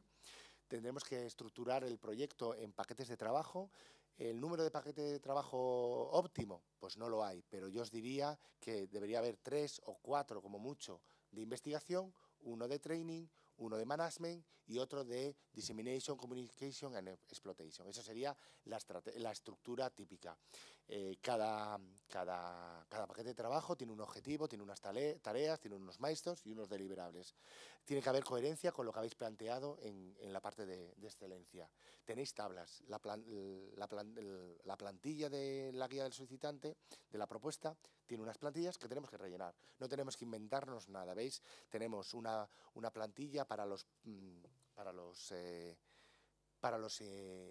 proyectos individuales de los predoctorales, tenemos una tabla para los paquetes de trabajo, cuando empieza, cuando finaliza, el título, quién es el líder de paquete de trabajo, los objetivos, la descripción, las tareas y los deliverables. No hay que inventar nada, hay que simplemente rellenar y completar. Hay que señalar los deliverables científicos y los deliverables de gestión. Nos van a evaluar también la estructura de gestión y los procedimientos de gestión de nuestro proyecto. Plan de gestión, claro, quién, qué y cuándo. Quién hace qué y cuándo lo hace y cómo lo hace, etcétera, etcétera. Hay que presentar en este apartado 2.2 la estrategia de contratación. La estrategia de contratación tiene que ser una estrategia internacional, basada en los méritos académicos, en las cartas de motivación, en las entrevistas, sin ningún tipo de restricción ni de delimitación por nacionalidad, sexo, orientación, condición. No tiene que ser un proceso transparente. Tenemos que señalar los diferentes comités. Un comité supervisor con uno o dos representantes de los predoctorales. Tiene que haber equilibrio de género en los comités. Es importante y hay que señalarlo. Hay que explicarle al evaluador que cumplimos el equilibrio de género en todos los comités o, por ejemplo, que todos los IPs también van a cumplir el equilibrio de género, igual de número de mujeres y de hombres, supervisores y supervisoras. El género en este apartado, por supuesto, lo que os comentaba. Y hay que explicar la estructura que tenemos como consorcio y como instituciones para gestionar el IPR. Sería interesante tener un comité, como os comentaba antes, de la protección de la propiedad intelectual. Un comité ético. Bueno, ahora tenéis una diapositiva que os explico una estructura típica.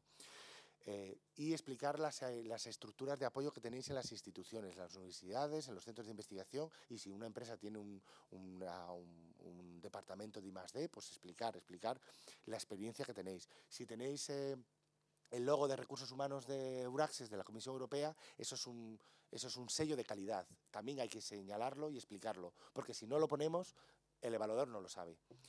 Y un gráfico explicativo tipo PERT, por ejemplo, de las conexiones entre paquetes de trabajo, etcétera, etcétera. Esta es la estructura típica de una estructura de gestión. Supervisor, un comité de supervisor, un comité externo de expertos, de popes que tengáis, que quieran participar en dar su opinión sobre el proyecto, la continuidad o evaluar el proyecto científicamente. Y luego tenéis aquí comité de predoctorales, comité del IPR y de la explotación, un comité científico, un comité para la diseminación y el outreach y un comité del training. Bueno, esto es un poco abierto a cuánto complejo lo queréis hacer.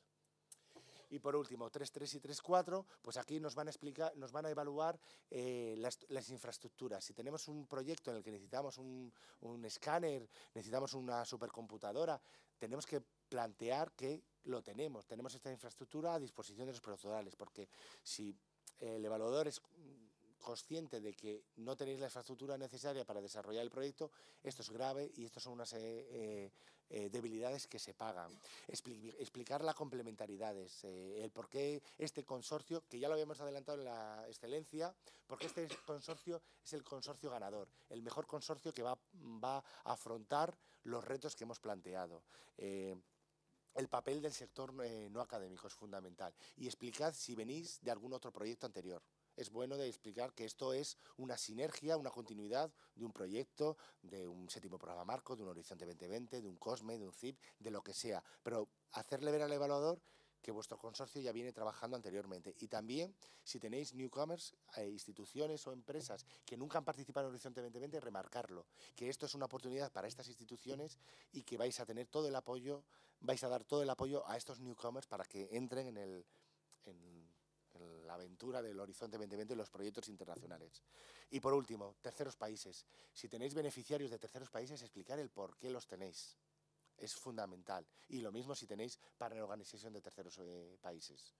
Muchas veces si tenéis un proyecto de enfermedades tropicales, tenéis que tener países caribeños, tropicales, porque ahí vais a tener mucho usuario final o solución a esos problemas. Bueno, y acabado. Muy bien. Fantástico. Bueno, más o menos.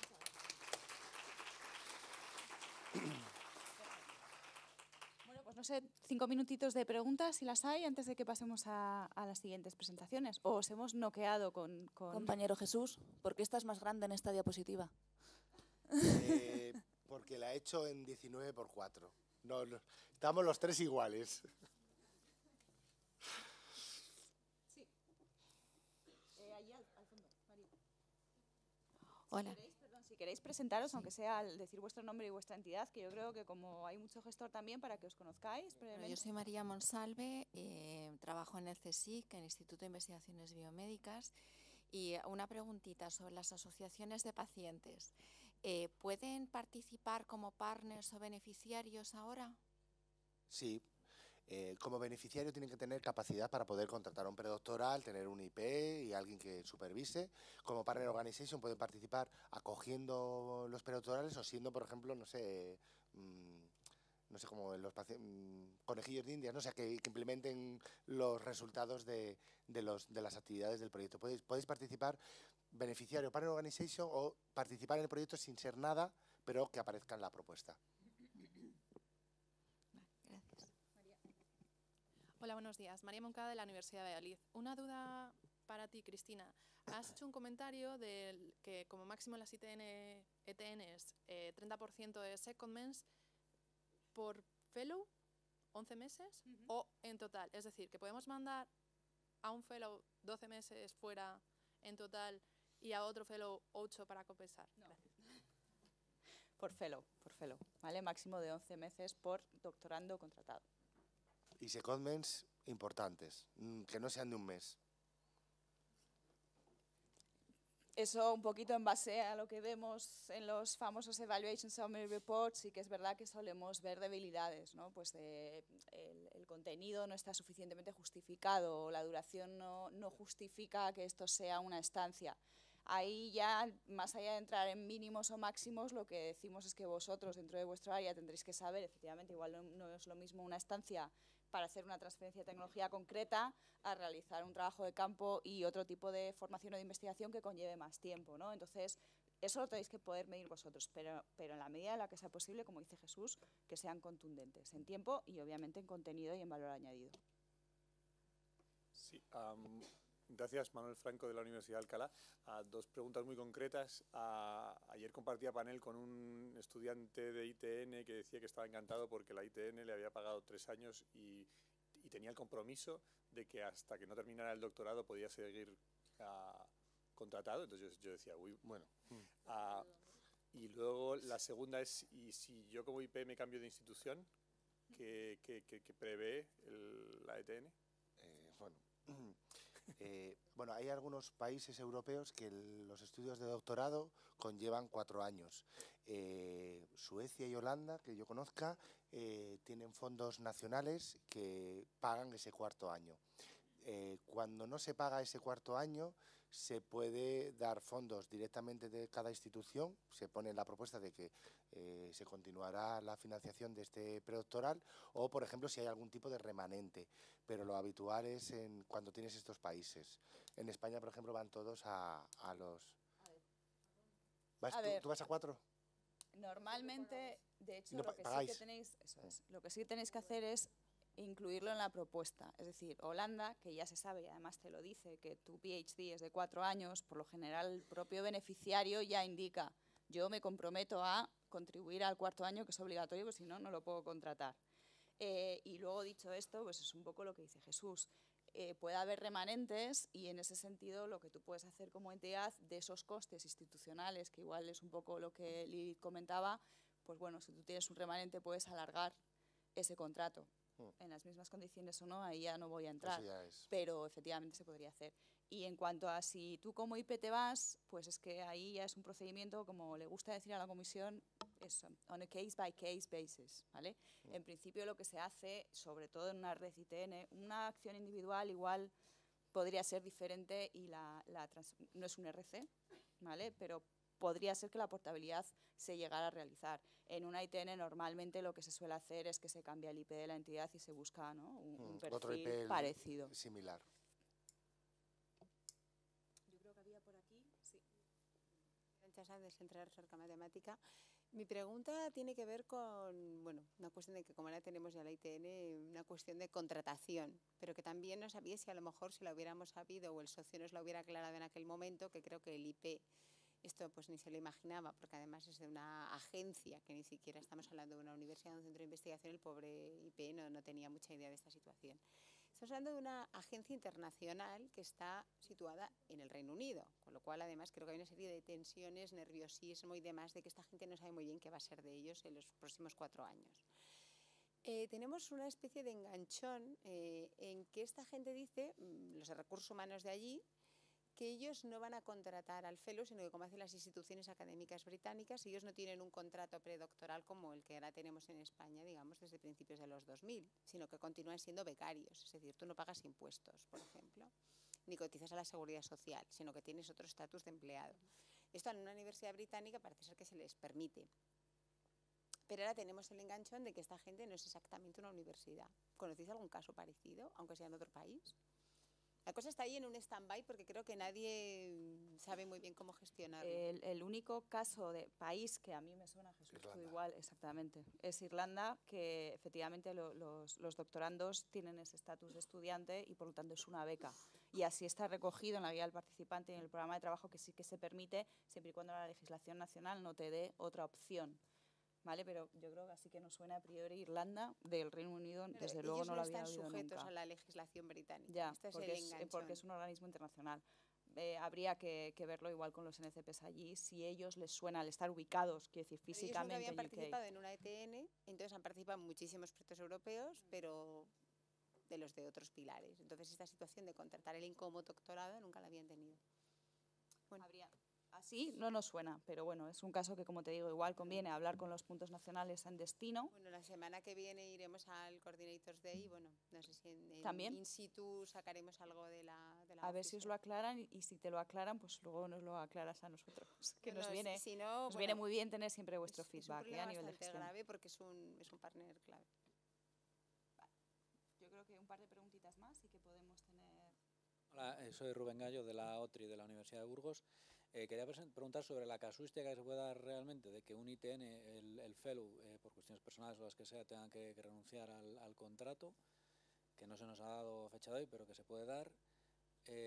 Claro, aquí hubo una discusión de que no había opción en los contratos, unos querían, dentro del consorcio, querían poner alguna cláusula en que se comprometieran a terminar el doctorado, luego otros dijeron que eso era absolutamente ilegal, que no se podía hacer. Y entiendo que, claro, se tendría que sacar un nuevo procedimiento desde el principio, porque no puedes dejar normalmente una lista de suplentes cuando has sacado la convocatoria hace mucho tiempo, tirar de esa lista, probablemente no tenga ya sentido cuando la gente no esté. O sea, tendrías que entiendo que, un poco la casuística, entiendo que la comisión te va a decir que lo soluciones dentro del consorcio, como tantas otras cosas, pero lo normal es volver a abrir un proceso. Durante ese tiempo, bueno, pues se perderá tiempo y dinero y... Todo depende de cuándo se te vaya el fellow. En uno de los puntos claves de la propuesta son la gestión de los riesgos. Tú tienes que prever, si se te va el fellow a los 6 meses, no hay problema, tendrás una lista de reserva y será fácil el encontrar. Si se te va a los 18 meses, tendrás que tener a alguien que le pueda interesar 18 meses de doctorado. Eso también es un poco el realizar una buena selección del personal. Por supuesto que no te asegura el que nadie se te vaya, pero bueno, hay que intentar asegurar. Nosotros hemos tenido casos de que se han ido al año 2 y se les ha parado ese proyecto individual porque no había manera de encontrar a alguien. Pero bueno, en las selecciones también tenéis que tener a lo mejor en una lista de reserva personas que lleven haciendo un doctorado y que lleven 2 años, o sea, que no sean estos recién egresados de máster, por ejemplo, como medida de contingencia.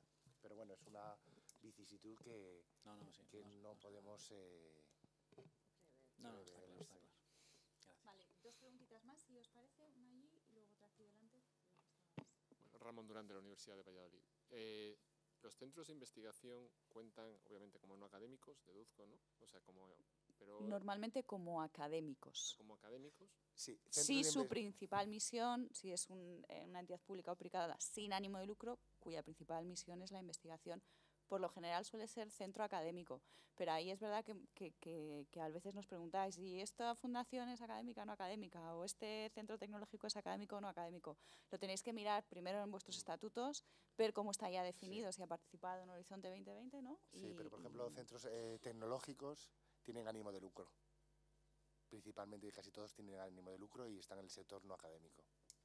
Sí, vamos, en mi caso lo que yo planteaba era un centro sin ánimo de lucro, que ellos dicen que es una empresa, pero claro, no sé muy bien si lo puedo meter como... Pero como es empresa, es que empresa sin ánimo de lucro no puede ser empresa. Bueno, ellos hablaban de empresa, a mí me quedó también extrañado, pero bueno, es eso. Habría que ver exactamente qué tipo de naturaleza tiene, pero por ejemplo, centros tecnológicos, lo habitual es que estén en el sector no académico. Vale. ¿Y aquí delante?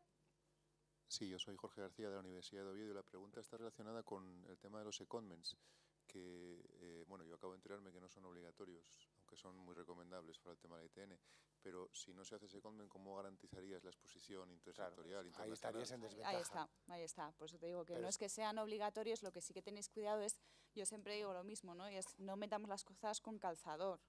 O sea, tiene que ser 1, 2, 3 los que consideréis que procedan. O sea, no por decir, pues es que tengo una universidad y tengo a una de mis líneas de investigación, no va a ir a la empresa que es beneficiaria. Es decir, tenéis que medir muy bien cómo se hacen esas interactuaciones. Yo creo que casi todas las ITN tienen secondment por defecto, ¿no? Porque es un poco el objetivo. Un predoctoral sin secondment es una debilidad porque no tiene exposición a otro sector. O sea, lo que no tenéis que hacer a lo mejor es utilizar el 30%. A lo mejor solo hacéis 2 secondments de 3 meses, o un secondment de 6 meses y suficiente. Todo depende del planteamiento. Eso era a lo que Cristina se refería. Pero yo no he visto nunca un predoctoral sin un secondment. Bueno, pues si os parece, como luego nos vamos a quedar un ratito, sé que todavía había unas cuantas manos levantadas, pero para no retrasar demasiado la agenda, aunque tenemos margen en la mesa redonda, pero si os parece, le vamos a ceder ya, iba a decir I give the floor, si es que yo ya es una mezcla un poco complicada. Dejamos ya a Cristina Gracia para que suba directamente para presentarnos a Sara, que nos va a presentar un poquito las actividades de la asociación. Cris.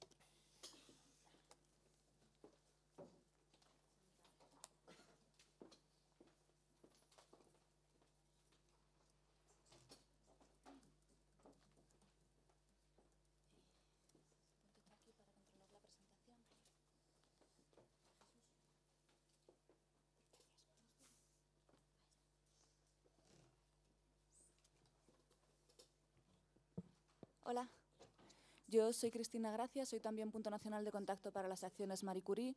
Llevo poquitos meses nombrada, mi experiencia es limitada en Marie Curie, aunque bastante en gestión de proyectos. ¿Ya no me sale como excusa? Bueno, pues ya no me vale como excusa.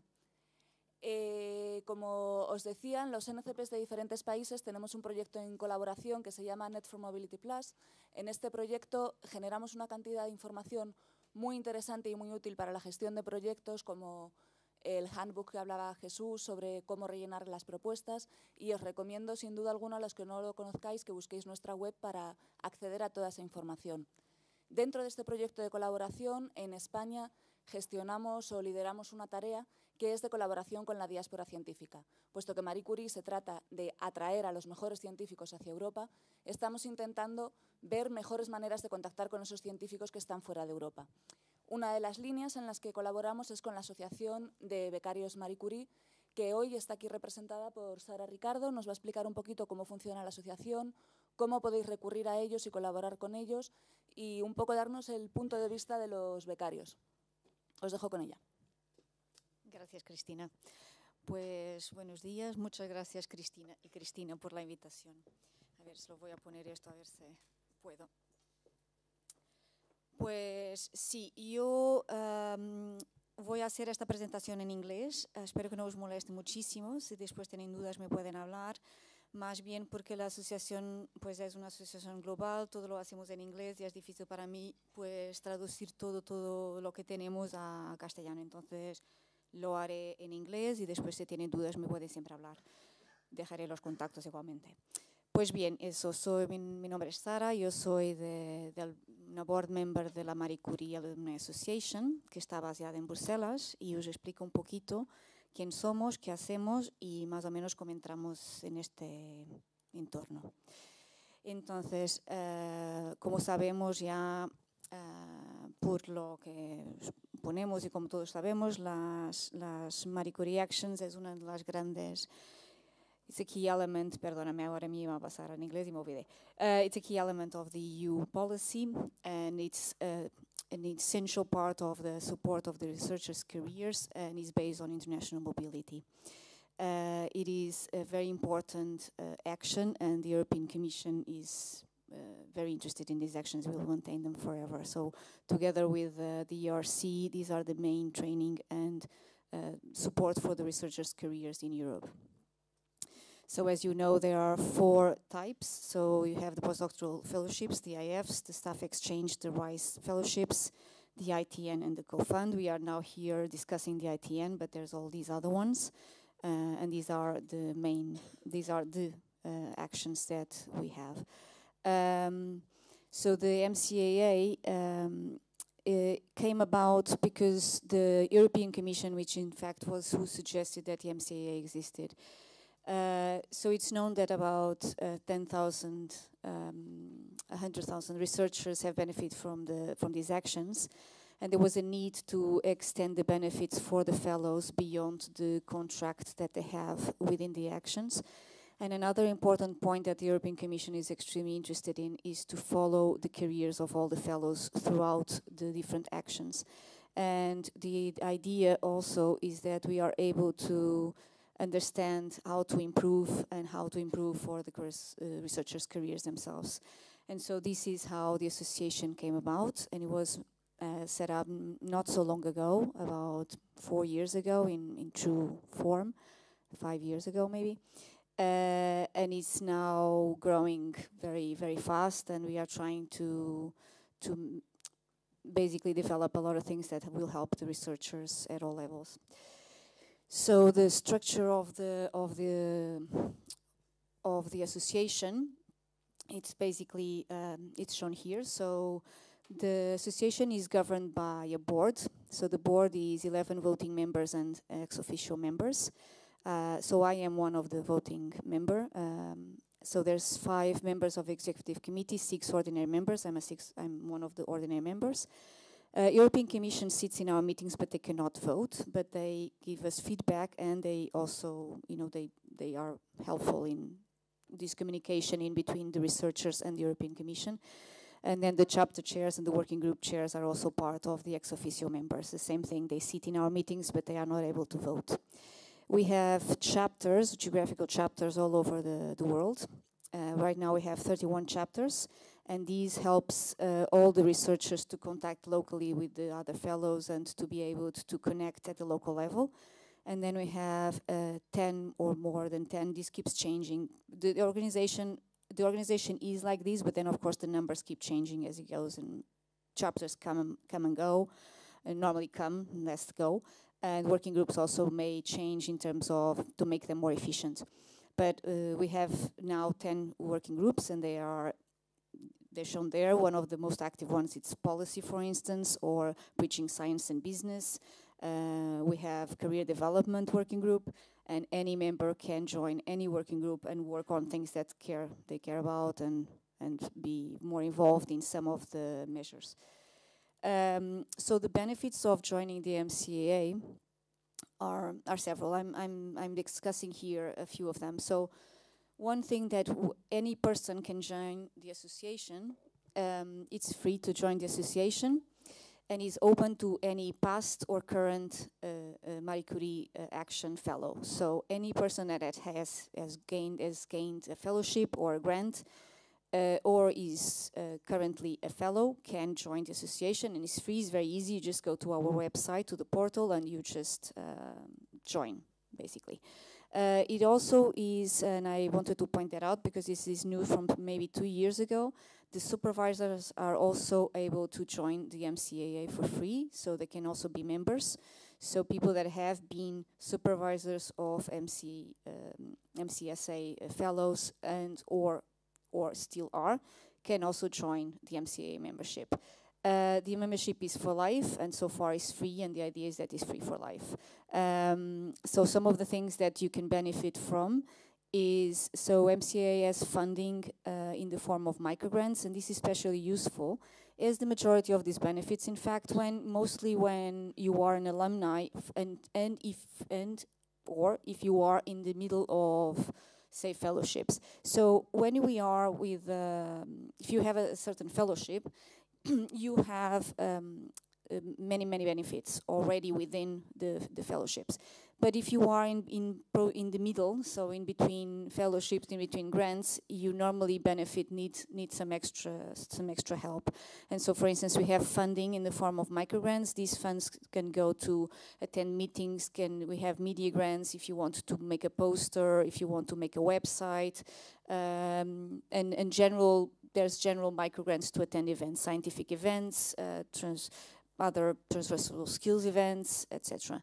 It's also, of course, MCA is mostly a network community, so you have access to the alumni directory, and you can contact any person on any country and ask questions, discuss things, collaborate. You can basically contact any other person within all the fellows. If you want to get more and more involved, you can also join any of the working groups and participate in these group activities. This has a lot of benefits because you meet people more directly, you develop projects with them, and also this gives a lot of positive impact for the researchers' careers themselves. You also get very updated with the news from the EU research and everything that is related to the EU calls. And last but not least, there's employment opportunities, and there's more and more because we are working a lot on that. In our portal, we have all the job opportunities, and people send us these things all the time, so you have access to that. You can explore much more of other things. If you go to our website, there's a lot of information about what benefits you can have. So we have right now about 11,000 members, more, reaching to 12,000. It's pretty even in terms of male-female, a little bit more for the males, and this is a bit of statistics. You can find also these statistics of which areas they belong to, country of residence, nationality, in our portal. There's one part that says MCA numbers. This is updated automatically, so you just go there and you can check these numbers that get updated all the time. So in terms of coverage, we are in actually all continents, except Australia, which I think we are starting to have people in Australia, but it's really not, maybe 2 people. But when we talk about global chapter coverage, this is people that actually have active chapters in all these continents and these countries. So this is because, of course, these are European people that had an European grant and then moved on to other continents, and they are following their work over there. We have actually quite active chapters in places like North America or South America, and we have 4 active chapters in Asia as well, which are actually one of our most active chapters is in India and Pakistan, and they are very, very active members. So this is also quite nice because sometimes we just want to connect with people that are outside of Europe, and we may want to collaborate, we may want information, things like that. So you can always contact the chapters and contact the members that are in these places. So as I said, we have these major services. So we have the microgrants, as I told you. These are, normally you apply. This is a very easy way to apply. You just go on our website, you send out an application, you need to explain why you would need a microgrant. Then as the board, well, the executive committee defines and decides who gets the grants. Of course, things like, if you are already with funding for travel, for instance, it's less likely that you'll get the grant as opposed to a person that is, for instance, unemployed and in between grants, or a person that does not have funding for travel for scientific meetings, for instance. The same thing with the media. I mean, if you already have a lot of funding, you are more likely to get a media grant to do a poster than if you are in an institution that has that that you can provide that to you. So these will be, when you apply for a microgrant, is it important? It's important that you explain why you need this microgrant and why you're not getting this funding in other places. The member directory, another thing, the microgrants is kind of an ongoing application, so it's not, there's no periods, so you can always send out and ask for a microgrant if you need for some specific event. The member directory, this is very important. This is the power of MCA. In fact, we are many of us, and so you can contact, network, and have socials with people from all over the place. And most importantly, if you have specific doubts on your own country or on your own fellowship, and you just want to talk to somebody that is in the same situation as you, you can also send a message to everybody. So in the portal, you can message anybody, and you can message the chapters. You can contact and ask your questions.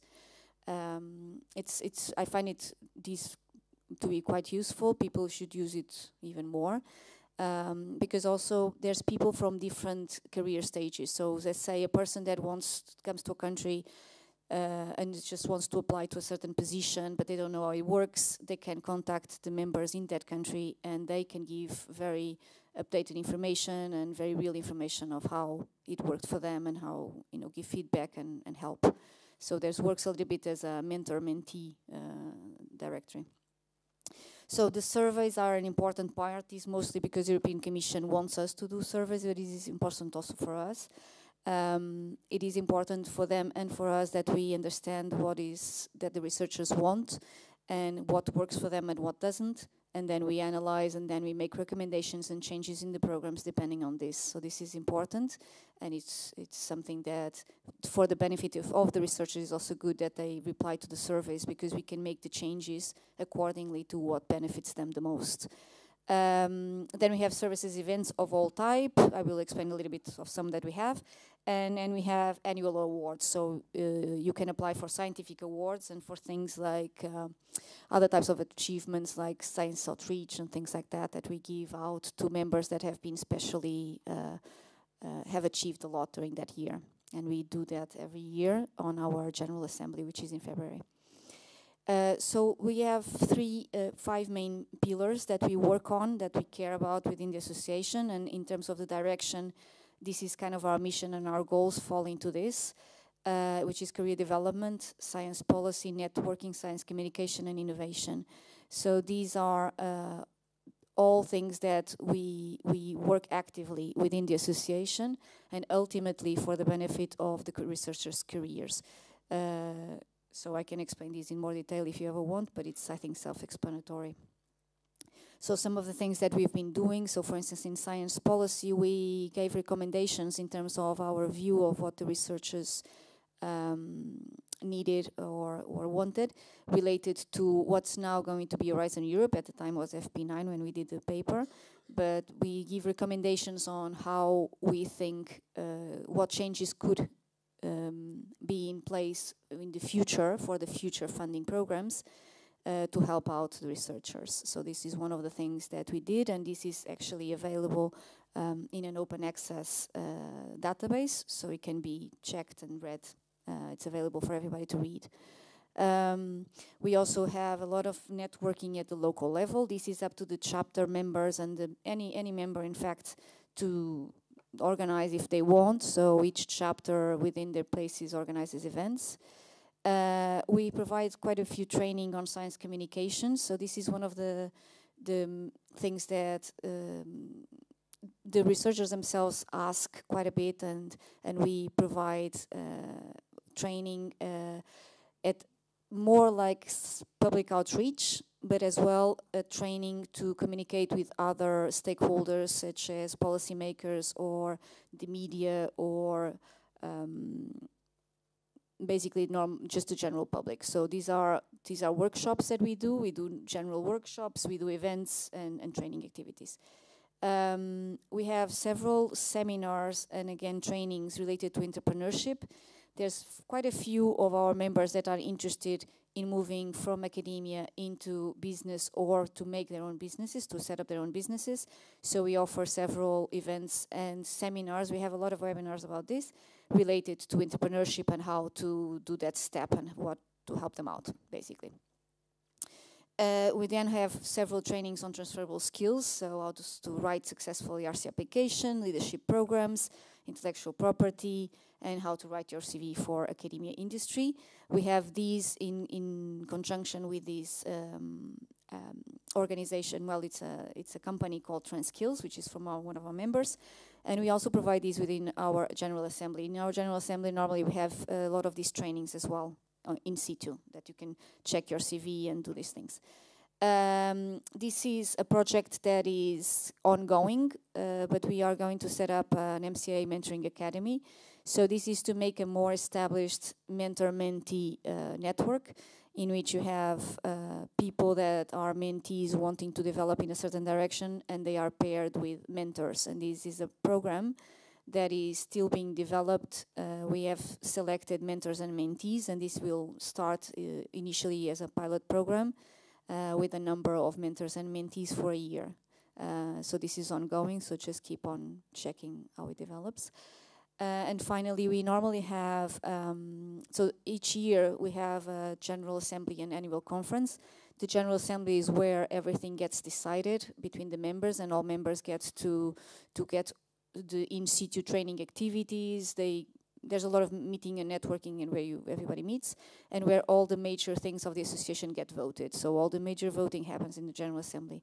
And then we have a day or a day and a half of an annual conference with external speakers, keynote speakers, European Commission officials, policymakers, etc. So this is much more like MCA connecting with all the other stakeholders in the European landscape, let's say. And we have a lot of talks and things related to science and in industry and academia. So we're going to have the next one in February in Vienna, 24th and 25th. Anybody can register. The registrations will be opening next week, I think.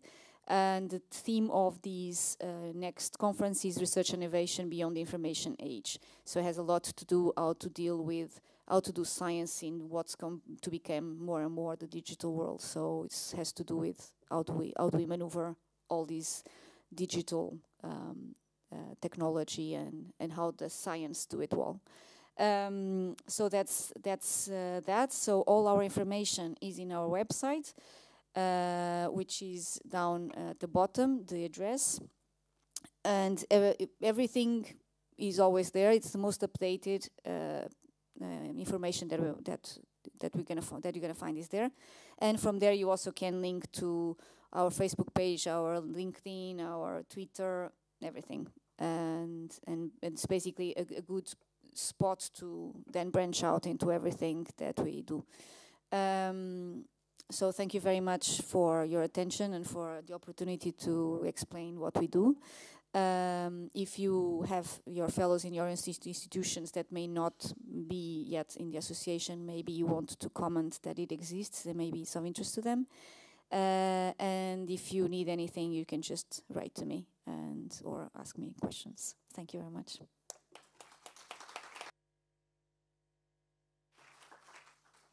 Bueno, muchísimas gracias, Sara. Ha sido, la verdad, que has explicado muy bien todo lo que hacéis, que no es poco. Espero que después de esta charla os vayáis con varias cosas claras. Una, a vuestros fellows proponerles que se afilien. Hemos hecho una encuesta hace poco y como el 50-60% de los becarios Marie Curie estaban afiliados y el resto no.